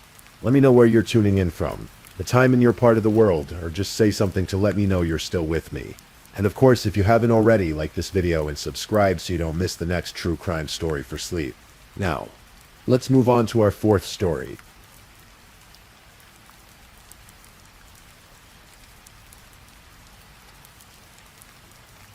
Story 4. Tonight we'll journey through a story that, while tragic, reminds us of the fragility of life and the importance of the connections we hold dear. The summer air in Louisiana hangs heavy, thick with humidity and the promise of long evenings. In the early morning hours of June 21st, 2015, as the darkness before dawn held the city of New Orleans in its grasp, something terrible was unfolding in the eastern part of the city. By the time the sun rose that Father's Day morning, a young mother's life would be over, and her family would begin a journey through grief that would reshape everything they knew about justice, safety, and loss. This is the story of Lindsay Nichols, a 31-year-old woman with bright blue eyes and a warm smile, a woman who loved her 9-year-old son more than anything in the world. It's a story about a night that started with laughter and friendship and ended in unimaginable violence, but it's also a story about determination, about a mother seeking answers, about detectives piecing together fragments of evidence, and about a system that failed at a critical moment. Let's go back to the beginning. Lindsay Nichols was originally from Louisiana, from a small community called Des Allemands. She had recently moved back to the area after working in Texas as a timekeeper for a construction company. The weekend before her death, she'd been excited, full of energy and plans. She had just moved into a new trailer home in Des Allemands, and her mother, Jolene Dufresne, had helped her move furniture in on Friday. It was one of those ordinary moments that become precious in hindsight. A mother and daughter working together, talking about the future, arranging a home. Lindsay had a young son who meant everything to her. At 9 years old, he was at that age where every day brought new discoveries, new questions about the world. Lindsay was devoted to him, and her family would later speak about how she lit up whenever she talked about her boy. She was building a life for them, creating stability, working hard. That Saturday night, Lindsay decided to go out with friends in New Orleans. It was meant to be a simple evening, the kind of night out that young adults enjoy. A break from responsibilities, a chance to laugh and dance and feel free for a few hours. Her friends were ready to leave the club around 4 in the morning, as the night stretched toward dawn, but Lindsay wanted to stay out a bit longer. She was friendly, social, the kind of person who enjoyed meeting new people and having conversations. Her friends didn't think much of it. They knew Lindsay could take care of herself. At some point during the evening, Lindsay met a man at a place called the Tiki Hut, a nightclub on Downman Road in New Orleans East. Her friends would later recall that she'd been talking to someone she called Bam. They didn't recognize him, but Lindsay seemed comfortable and they didn't see any cause for concern. She was a grown woman after all, making her own choices about how to spend her night. The man Lindsay had met was named Fion Sampson.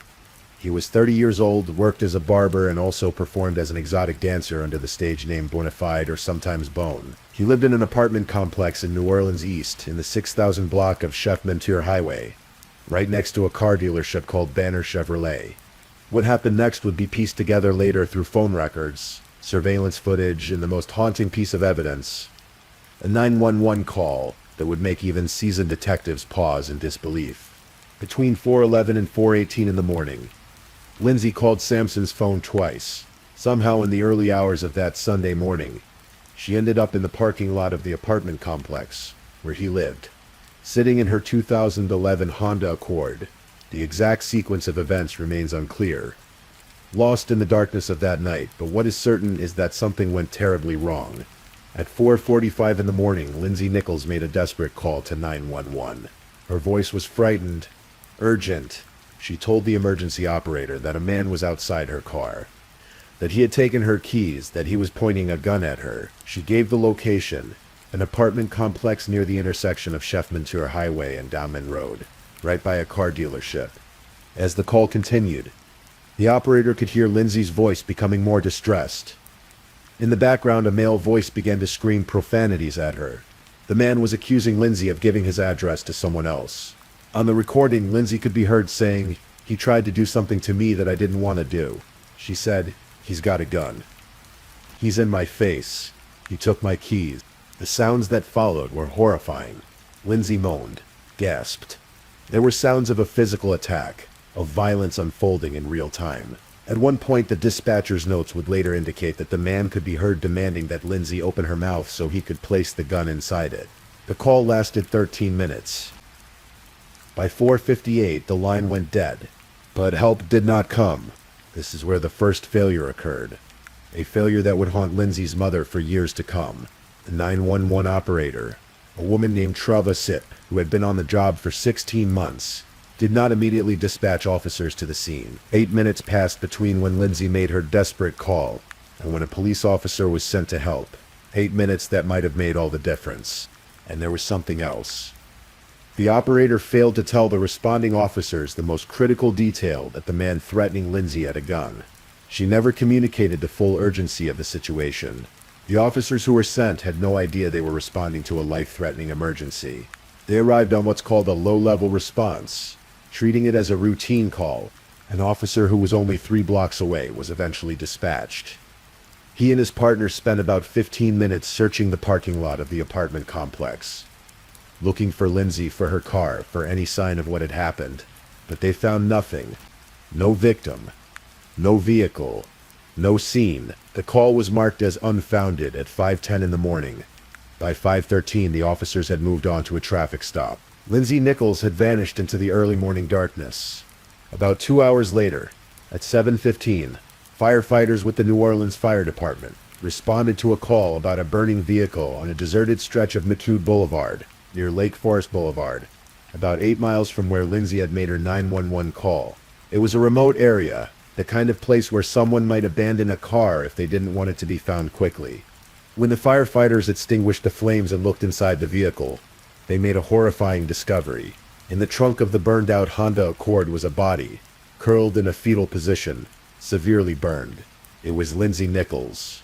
The Orleans Parish Coroner's Office would later determine that Lindsay had suffered an almost unimaginable amount of trauma before she died. She had been shot multiple times, 6 bullets to be precise. She had been manually strangled, the kind of attack that requires close, sustained pressure. Her face had been battered. A bone in her neck had been snapped. The medical examiner would testify that the injuries were extensive, that someone had to have been consumed with rage or hatred to inflict that level of violence. Detective Sergeant Robert Barrere of the New Orleans Police Department Homicide Division was assigned to lead the investigation. A veteran detective, Barrere had seen many crime scenes in his career, but this one stood out. The brutality was shocking. As he would later say, it was a lot of injuries. Someone had to be super angry or hateful. Something happened to set them off to do this to this young girl. The investigation began with the physical evidence at the scene. Inside the burned trunk of Lindsay's car, Detective Barrere found a partially burned plastic bag containing blood-stained clothing, a white tank top undershirt, tube socks, and a distinctive pair of red and one brand basketball shorts. These items had been intended to burn with the car, to be consumed by the flames, but they had survived and they would become crucial to solving the case. Barrere and his team also began looking into Lindsay's phone records. When they did, they discovered something that made their hearts sink. Lindsay had called 911. She had begged for help, and somehow that call had not resulted in her rescue. When the detectives listened to the recording of Lindsay's 911 call, their reaction was visceral. Our jaws dropped, Barrere would later say.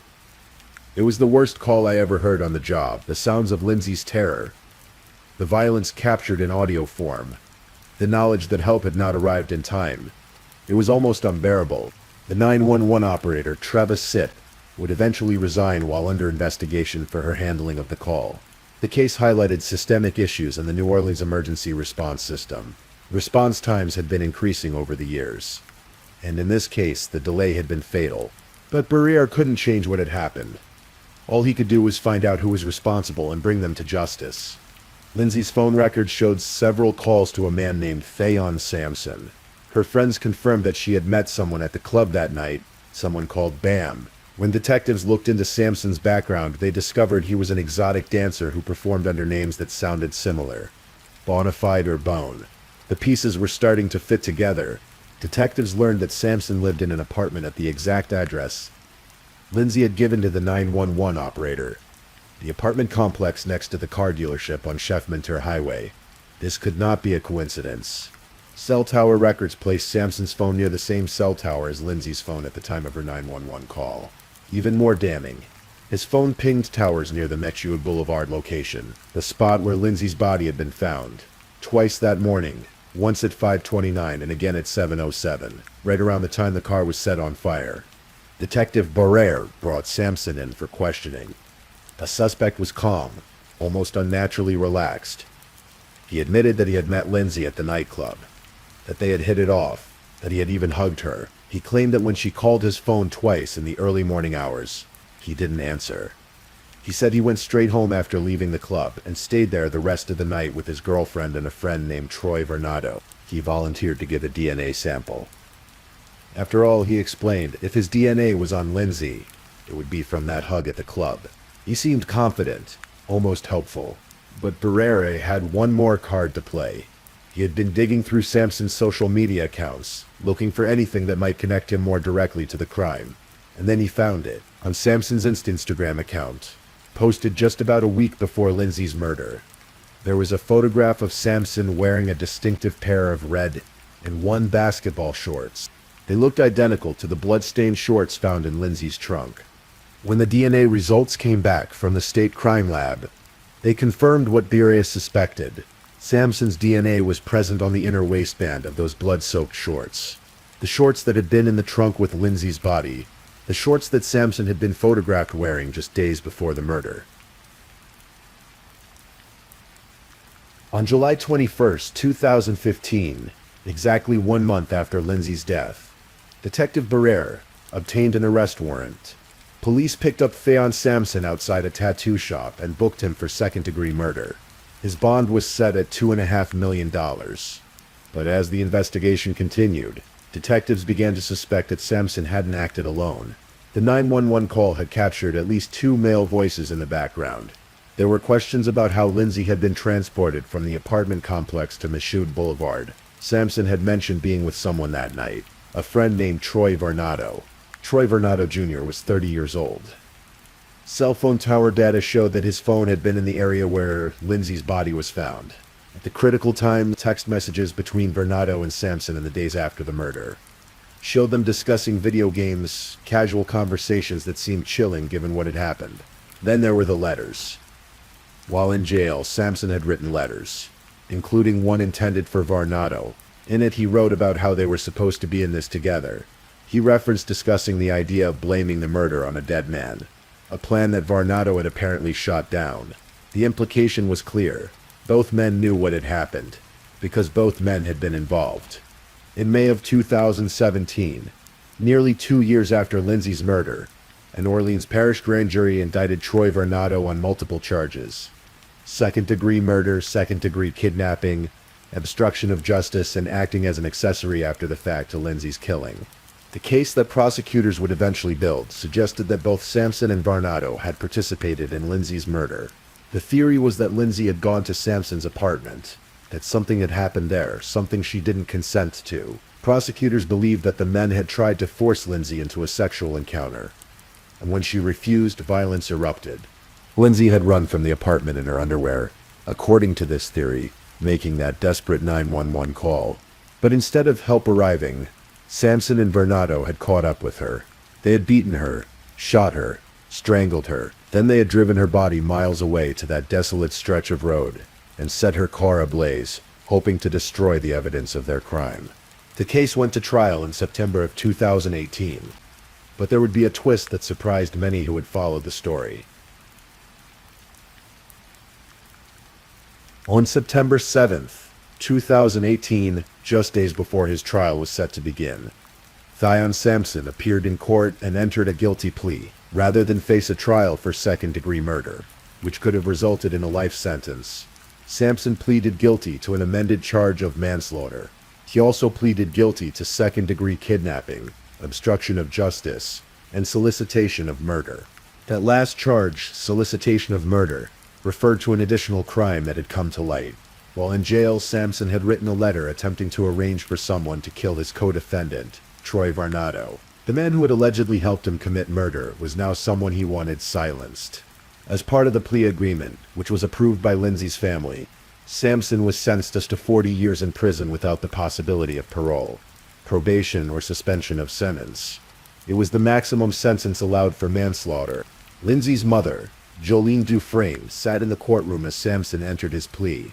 She had photos of her daughter with her, images of Lindsay's bright blue eyes and warm smile. The courtroom proceedings spared the family from having to sit through a full trial, from having to hear the 911 call played in open court, from having to listen to all the details of Lindsay's final moments. But it didn't bring Lindsay back. District Attorney Leon Canizaro spoke to the press after the plea, calling it one of the most horrific crimes seen in New Orleans in recent years.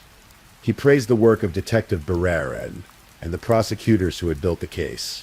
But Sampson's guilty plea left many questions about Troy Varnado's role. Sampson had agreed to testify against Varnado as part of his deal with prosecutors.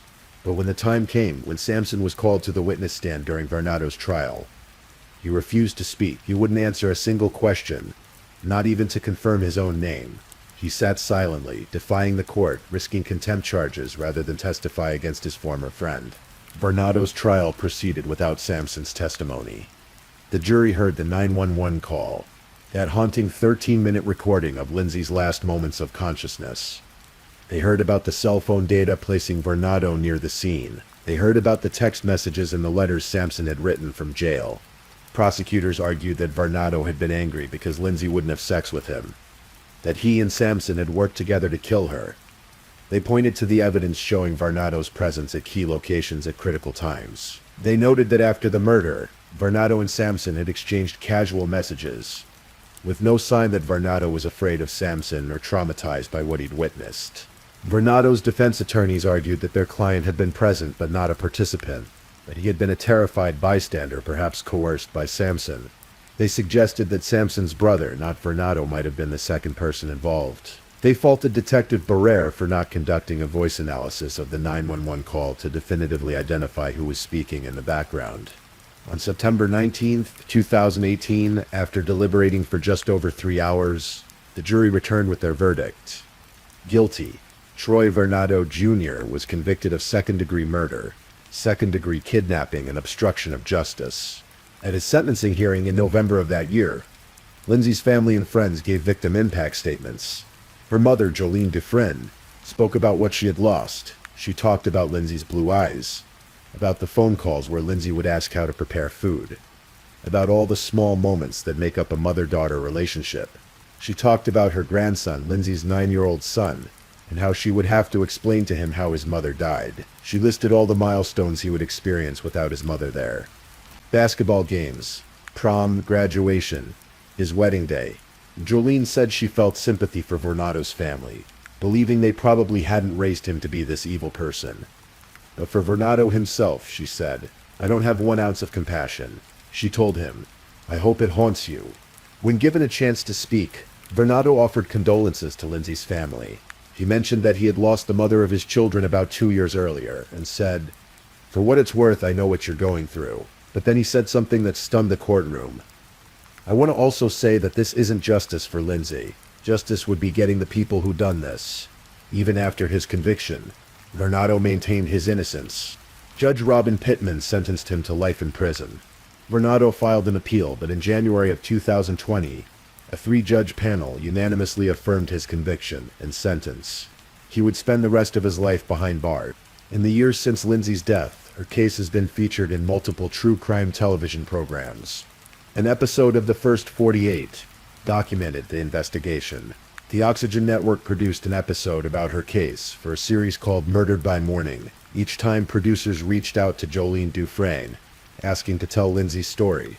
Jolene has participated in these documentaries, painful as it is, because she wants people to remember Lindsay not as a victim but as a person, as a mother, as a daughter. She wants young people to understand the importance of staying together when they go out, of being careful about who they trust. There are predators out there, she has said, and they come in all forms. She also wants people to know about the failure of the 911 system that night. Lindsay called for help. She did everything right. She tried to get the authorities involved before the violence escalated. But the help she needed didn't arrive in time. That failure, that 8-minute delay, that decision not to communicate the full danger to responding officers, it haunts everyone who has studied this case. Would Lindsay have survived if officers had been dispatched immediately? If they had known about the gun? If they had treated the call as the life-threatening emergency it was? These are questions that can never be answered, but they linger like ghosts. What we know for certain is this. On Father's Day in 2015, a young woman who had just moved into a new home, who had a son she loved dearly, who had her whole life ahead of her, went out for a night with friends in New Orleans. She met someone at a club, someone who seemed friendly enough, and in the early morning hours in the parking lot of an apartment complex, something went terribly, violently wrong. Lindsay Nichols fought for her life. She called for help. She tried to survive. But in the end, the violence was too much, and the help arrived too late. She left behind a 9-year-old boy who would grow up without his mother, parents who would grieve for the rest of their lives, and friends who would never forget her warmth and kindness. 2 men are now in prison for their roles in her death. Dawn Sampson, serving 40 years, and Troy Bernardo, serving life without parole. But no amount of prison time can undo what happened on that Father's Day morning. No verdict can bring Lindsay back to her family. Her story serves as a reminder of how quickly an ordinary night can turn tragic, how vulnerable we all are, how important it is that our emergency systems work when we need them most. It's a story of violence and loss, but also of a mother's enduring love, of a detective's determination to find the truth, and of a family's courage in facing unimaginable grief. Lindsay Nichols was 31 years old when she died.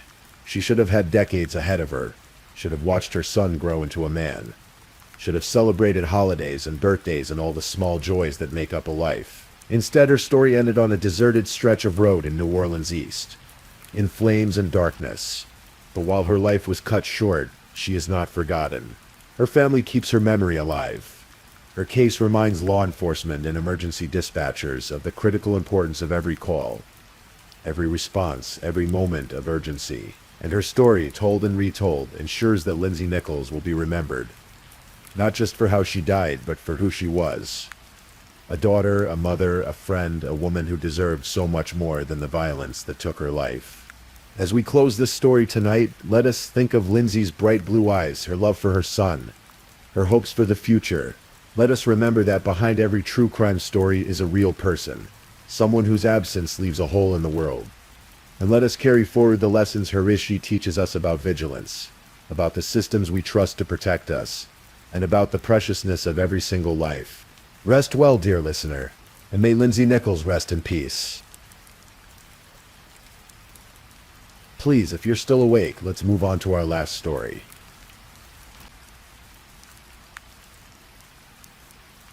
Story 5. Tonight we travel to Holly Springs, North Carolina, to a case that would test the limits of justice and become a landmark in the fight against domestic violence. This is a story of a young mother, her dreams, her struggles, and the determined investigators who refuse to give up on finding answers. In the spring of 2019, Holly Springs, North Carolina was like many small towns dotting the landscape of the American South. It's the kind of place where neighbors know each other, where families grow, where life unfolds at a gentler pace. The town sits just south of Raleigh, nestled in Wake County, a community of tree-lined streets and apartment complexes, restaurants and small businesses.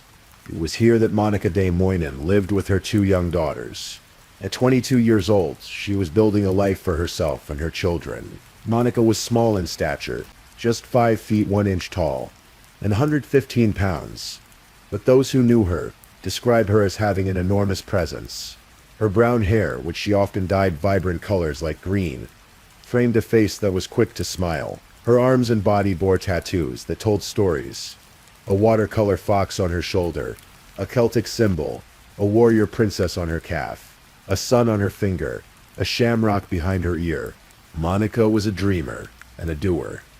She worked as a waitress at a restaurant in nearby Fuquay, Varina, serving customers with the same warmth and dedication she brought to everything in her life. But she had bigger plans. She had started her own small business, making and selling elderberry syrup, which she called Monty's Magic. It was meant to offer healthy options for families, for children. She believed in natural remedies, in taking care of people. More than that, Monica had recently enrolled in training to become a doula. She wanted to help bring life into the world, to support mothers during one of the most vulnerable and beautiful moments of their lives. She'd paid for the course, and was excited to begin in late April. Her children were everything to her, a 4-year-old daughter and a 1-year-old baby. Her mother, Melanie Tucker, would later describe Monica as a wonderful, warm, free-spirited, strong-minded, hard-working mother who was constantly striving to do what was best for her daughters. But there was a shadow in Monica's life, a presence that wouldn't let her go.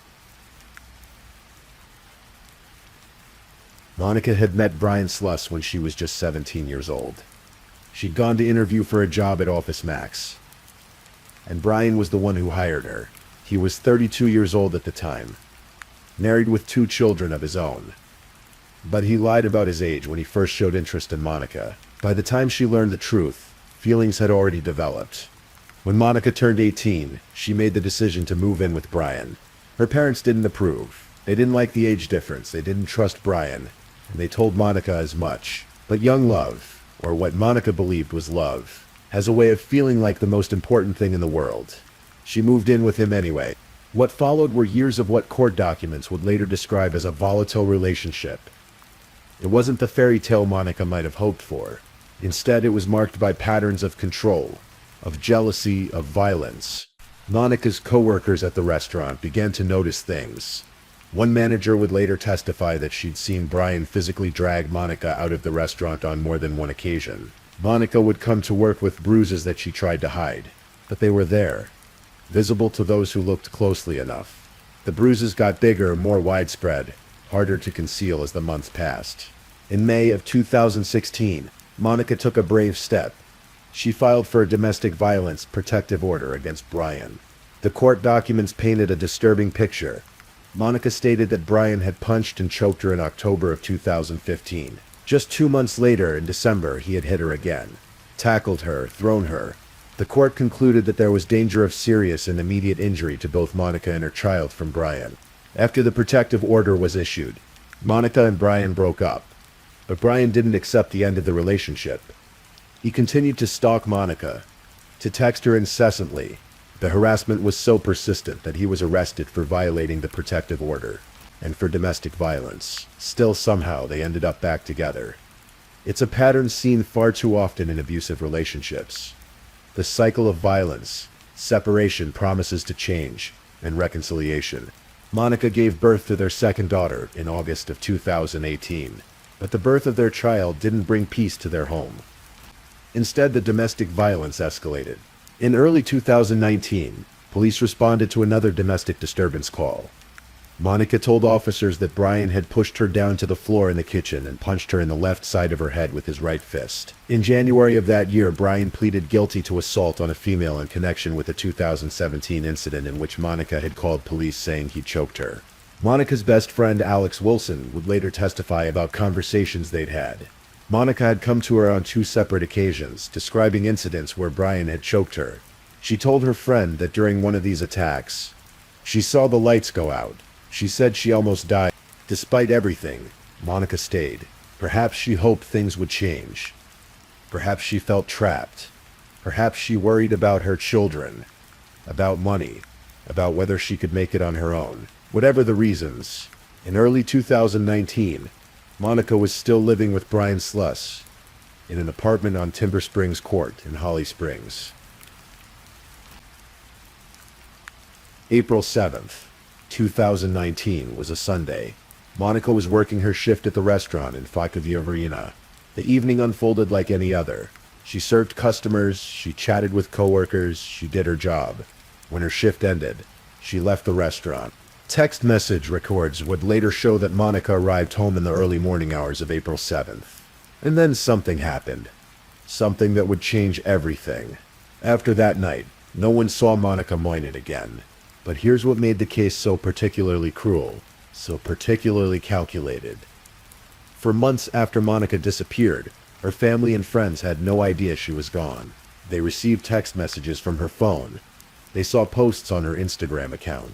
Everything seemed normal. The messages matched Monica's texting style.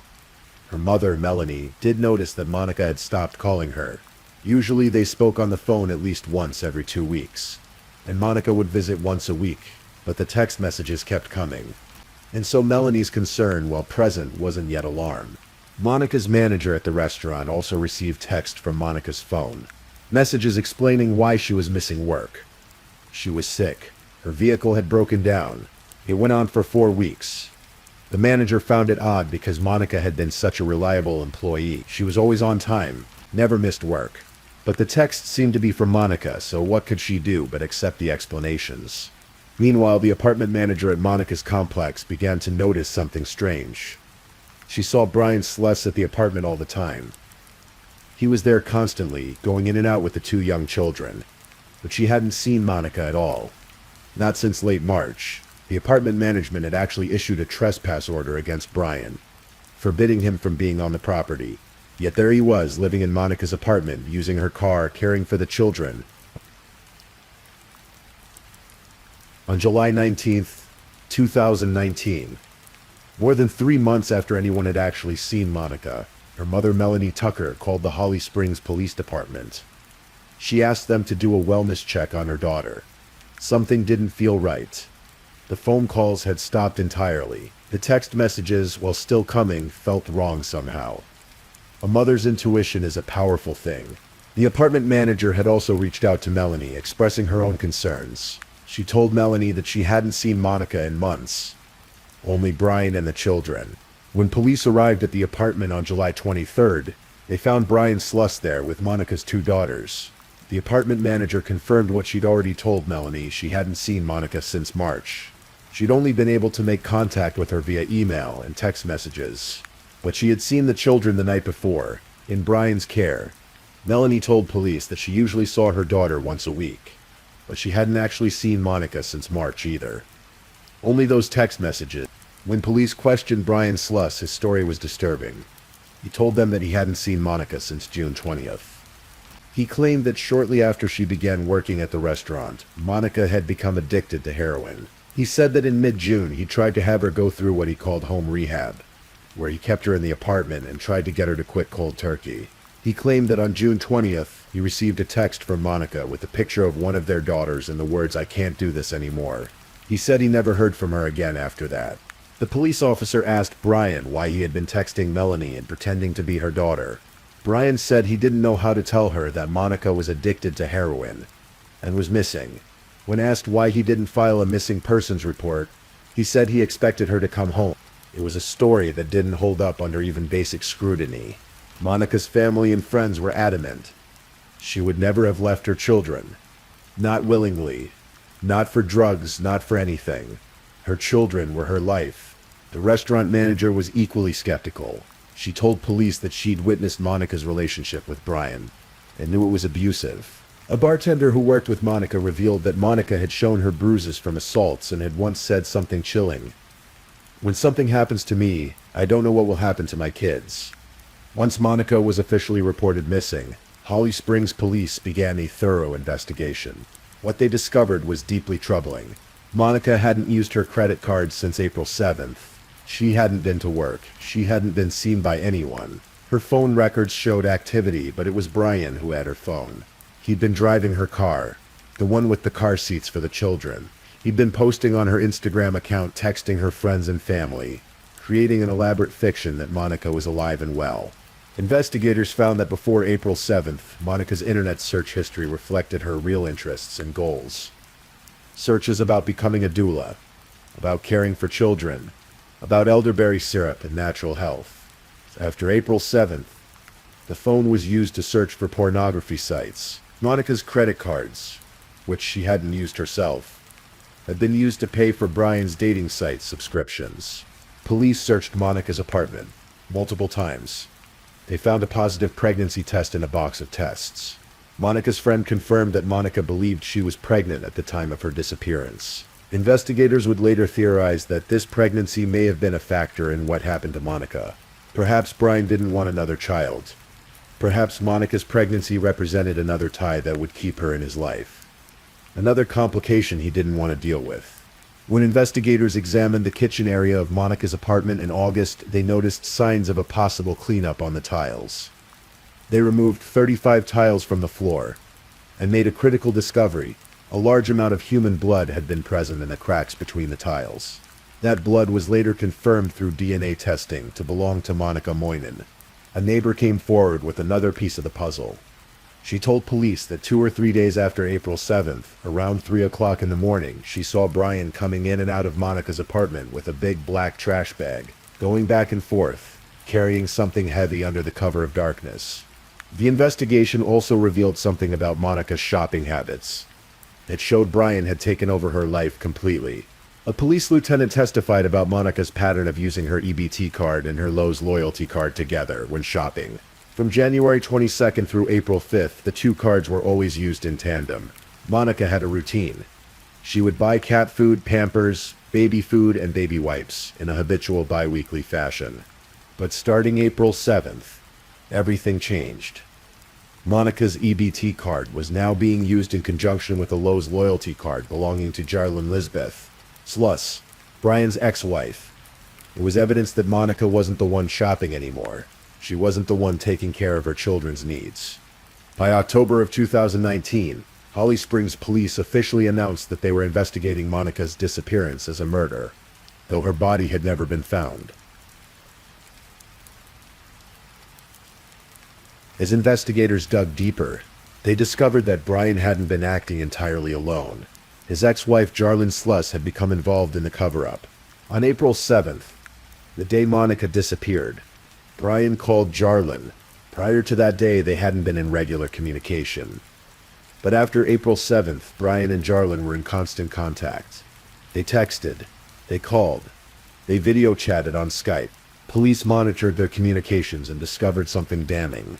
In one conversation, Jarlin asked Brian if police would ever find Monica. Brian's response was simple and chilling. No.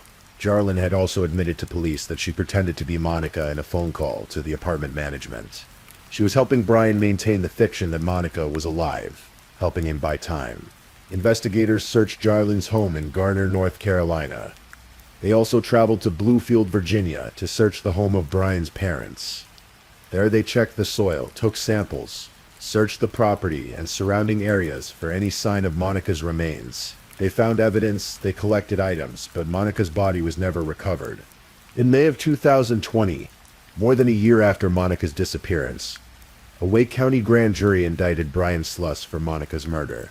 He was arrested at his parents' home in Bluefield, Virginia on a Tuesday afternoon. He was 44 years old. The next day he waived his right to extradition and was transported back to Wake County. Just days after Brian's arrest, Jarlin Sluss was also arrested. She was charged with obstruction of justice and accessory to murder after the fact. Authorities said that Jarlin had information about Monica's disappearance for months, but had made no effort to help the investigation. Instead, she chose to help Brian cover up what he had done. The trial of Brian Sluss began in April of 2022, nearly 3 years after Monica disappeared. It was a case that would make history. It would be the first murder case in Wake County to be prosecuted without the victim's body being found. The state presented considerable testimony from people who had known Monica and Brian during their relationship. Monica's mother testified about how they met, about Brian lying about his age, about the escalating violence she witnessed over the years. Friends testified about the bruises they'd seen, about Monica's fear about her desire to get away from Brian.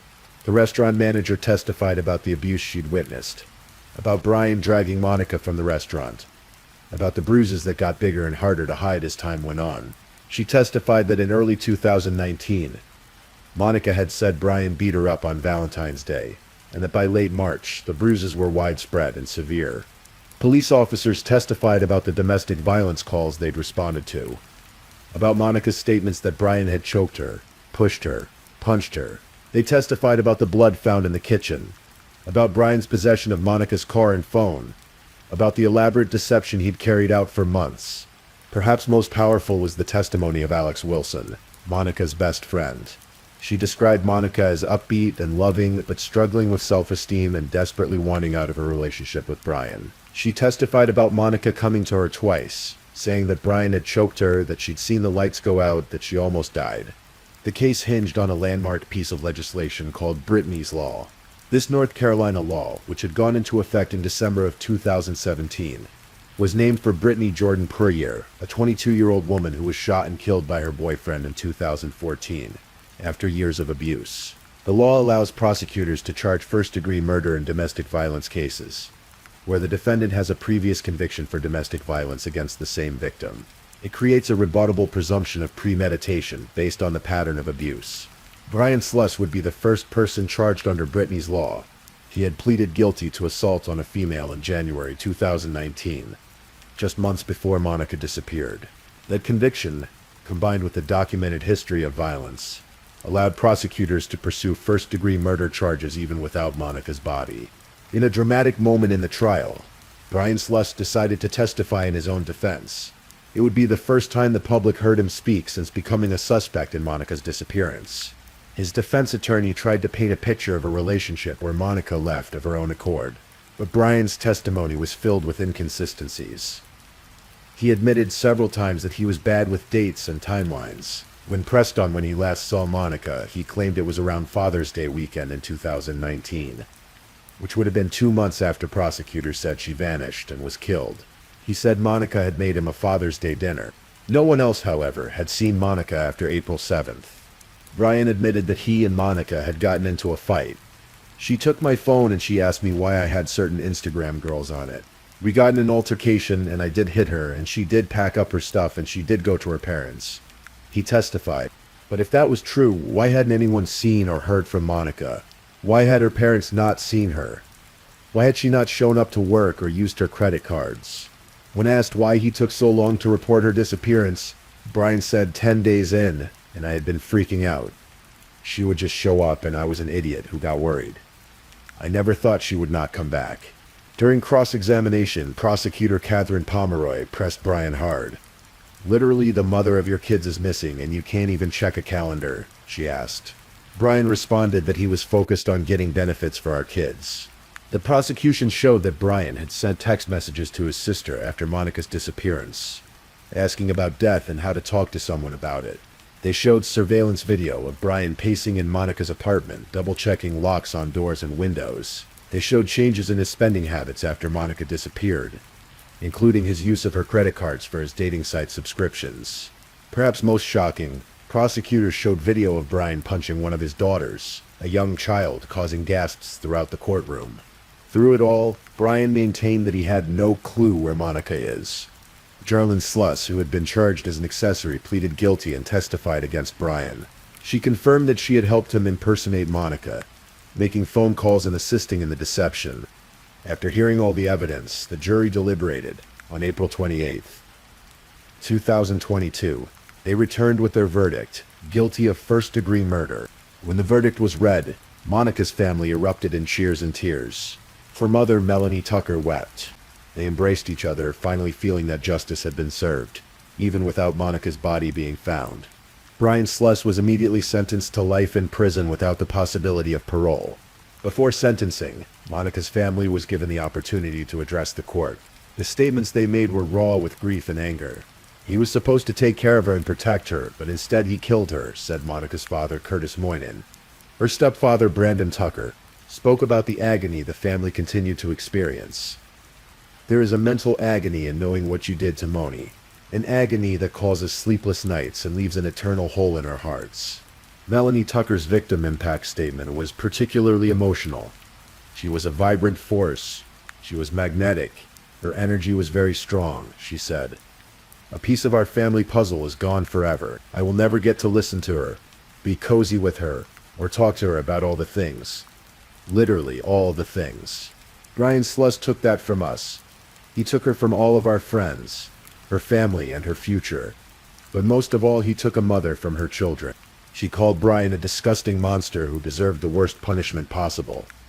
She spoke about how he pretended to be Monica after killing her, calling it an act of evil." Prosecutor Catherine Pomeroy, who had worked tirelessly on the case, summed it up in her closing arguments. "He threw her body away like she was trash. Monica wasn't trash. She was a friend. She was a sister. She was a daughter." Monica's body has never been found, despite extensive searches of properties in North Carolina and Virginia. Despite investigators' best efforts, Monica's remains are still out there somewhere. Brian Sluss is the only person who knows where she is, and he has never revealed that information. Melanie Tucker and her husband Brandon are now raising Monica's 2 daughters. Instead of being grandparents who get to spoil their grandchildren and send them home, they are parents again, raising 2 little girls who lost their mother to violence. The case marked several important milestones. It was the first murder conviction without a body in Wake County history. It was the first successful prosecution using Brittany's Law, proving that the legislation could work to hold domestic violence perpetrators accountable for murder, even when proving traditional premeditation was difficult. But perhaps most importantly, the case brought attention to the insidious nature of domestic violence, to the way abusers can control and manipulate and isolate their victims, to the way violence escalates over time, often ending in death. As you drift towards sleep tonight, consider the complexity of this case. Monica Moynihan was trying to build a better life. She had dreams of becoming a doula, of helping other mothers. She was making elderberry syrup to help families stay healthy. She loved her children fiercely, but she was trapped in a cycle of violence that she couldn't escape. Think about the dedication of the investigators who worked for years to bring Brian Sluss to justice, even without Monica's body. Think about the courage it took for Monica's friends and coworkers to come forward and testify about what they'd seen. Think about the grief of Monica's family who have to raise her children while living with the knowledge that they'll never see Monica again, never hold her, never hear her voice. Think about Brittany Puryear, the young woman whose death inspired the law that helped convict Monica's killer. Think about all the victims of domestic violence, known and unknown, whose stories we'll never hear. And think about the warning signs that were there throughout Monica's relationship with Brian. The age difference when they met, the lies he told her, the escalating violence, the control, the stalking, the choking, the protective orders that didn't protect her enough. Think about how many people saw the bruises, heard the stories, witnessed the abuse, and yet Monica still ended up dead. Domestic violence thrives in silence. It grows in the shadows. It feeds on isolation. Monica's case reminds us of the importance of believing victims, of taking threats seriously, of providing resources and support to those trying to escape abusive relationships. Brian Sless will spend the rest of his life in prison. Jarlyn Sless faced consequences for her role in the cover-up, but Monica Moynihan is still missing. Her body is somewhere out there, waiting to be found, waiting to be brought home. Her daughters are growing up without their mother. They'll never remember her voice, her laugh, the way she held them. They'll only know her through photographs and stories told by family members who loved her. Monica was 22 years old when she died. She had her whole life ahead of her. She wanted to help bring new life into the world. Instead, her own life was stolen by someone who claimed to love her. Let her story be a reminder. Let it be a call to action. If you see the signs of domestic violence in your own life or in the life of someone you care about, reach out, get help, make a plan, leave safely. You are not alone. And if you know someone who is trapped in an abusive relationship, believe them, support them, help them find resources. Don't judge them for staying or for going back. Understand that leaving is the most dangerous time for a victim of domestic violence, when violence is most likely to escalate to murder. Monica Moynihan's life mattered. Her dreams mattered. Her children mattered. And her story, tragic as it is, matters too. Thank you for listening to tonight's true crime story.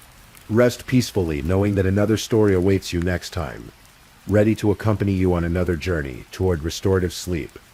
But if you're still awake, don't forget to like and subscribe so you don't miss our next true crime stories. And until next time, stay safe and take care. Good night.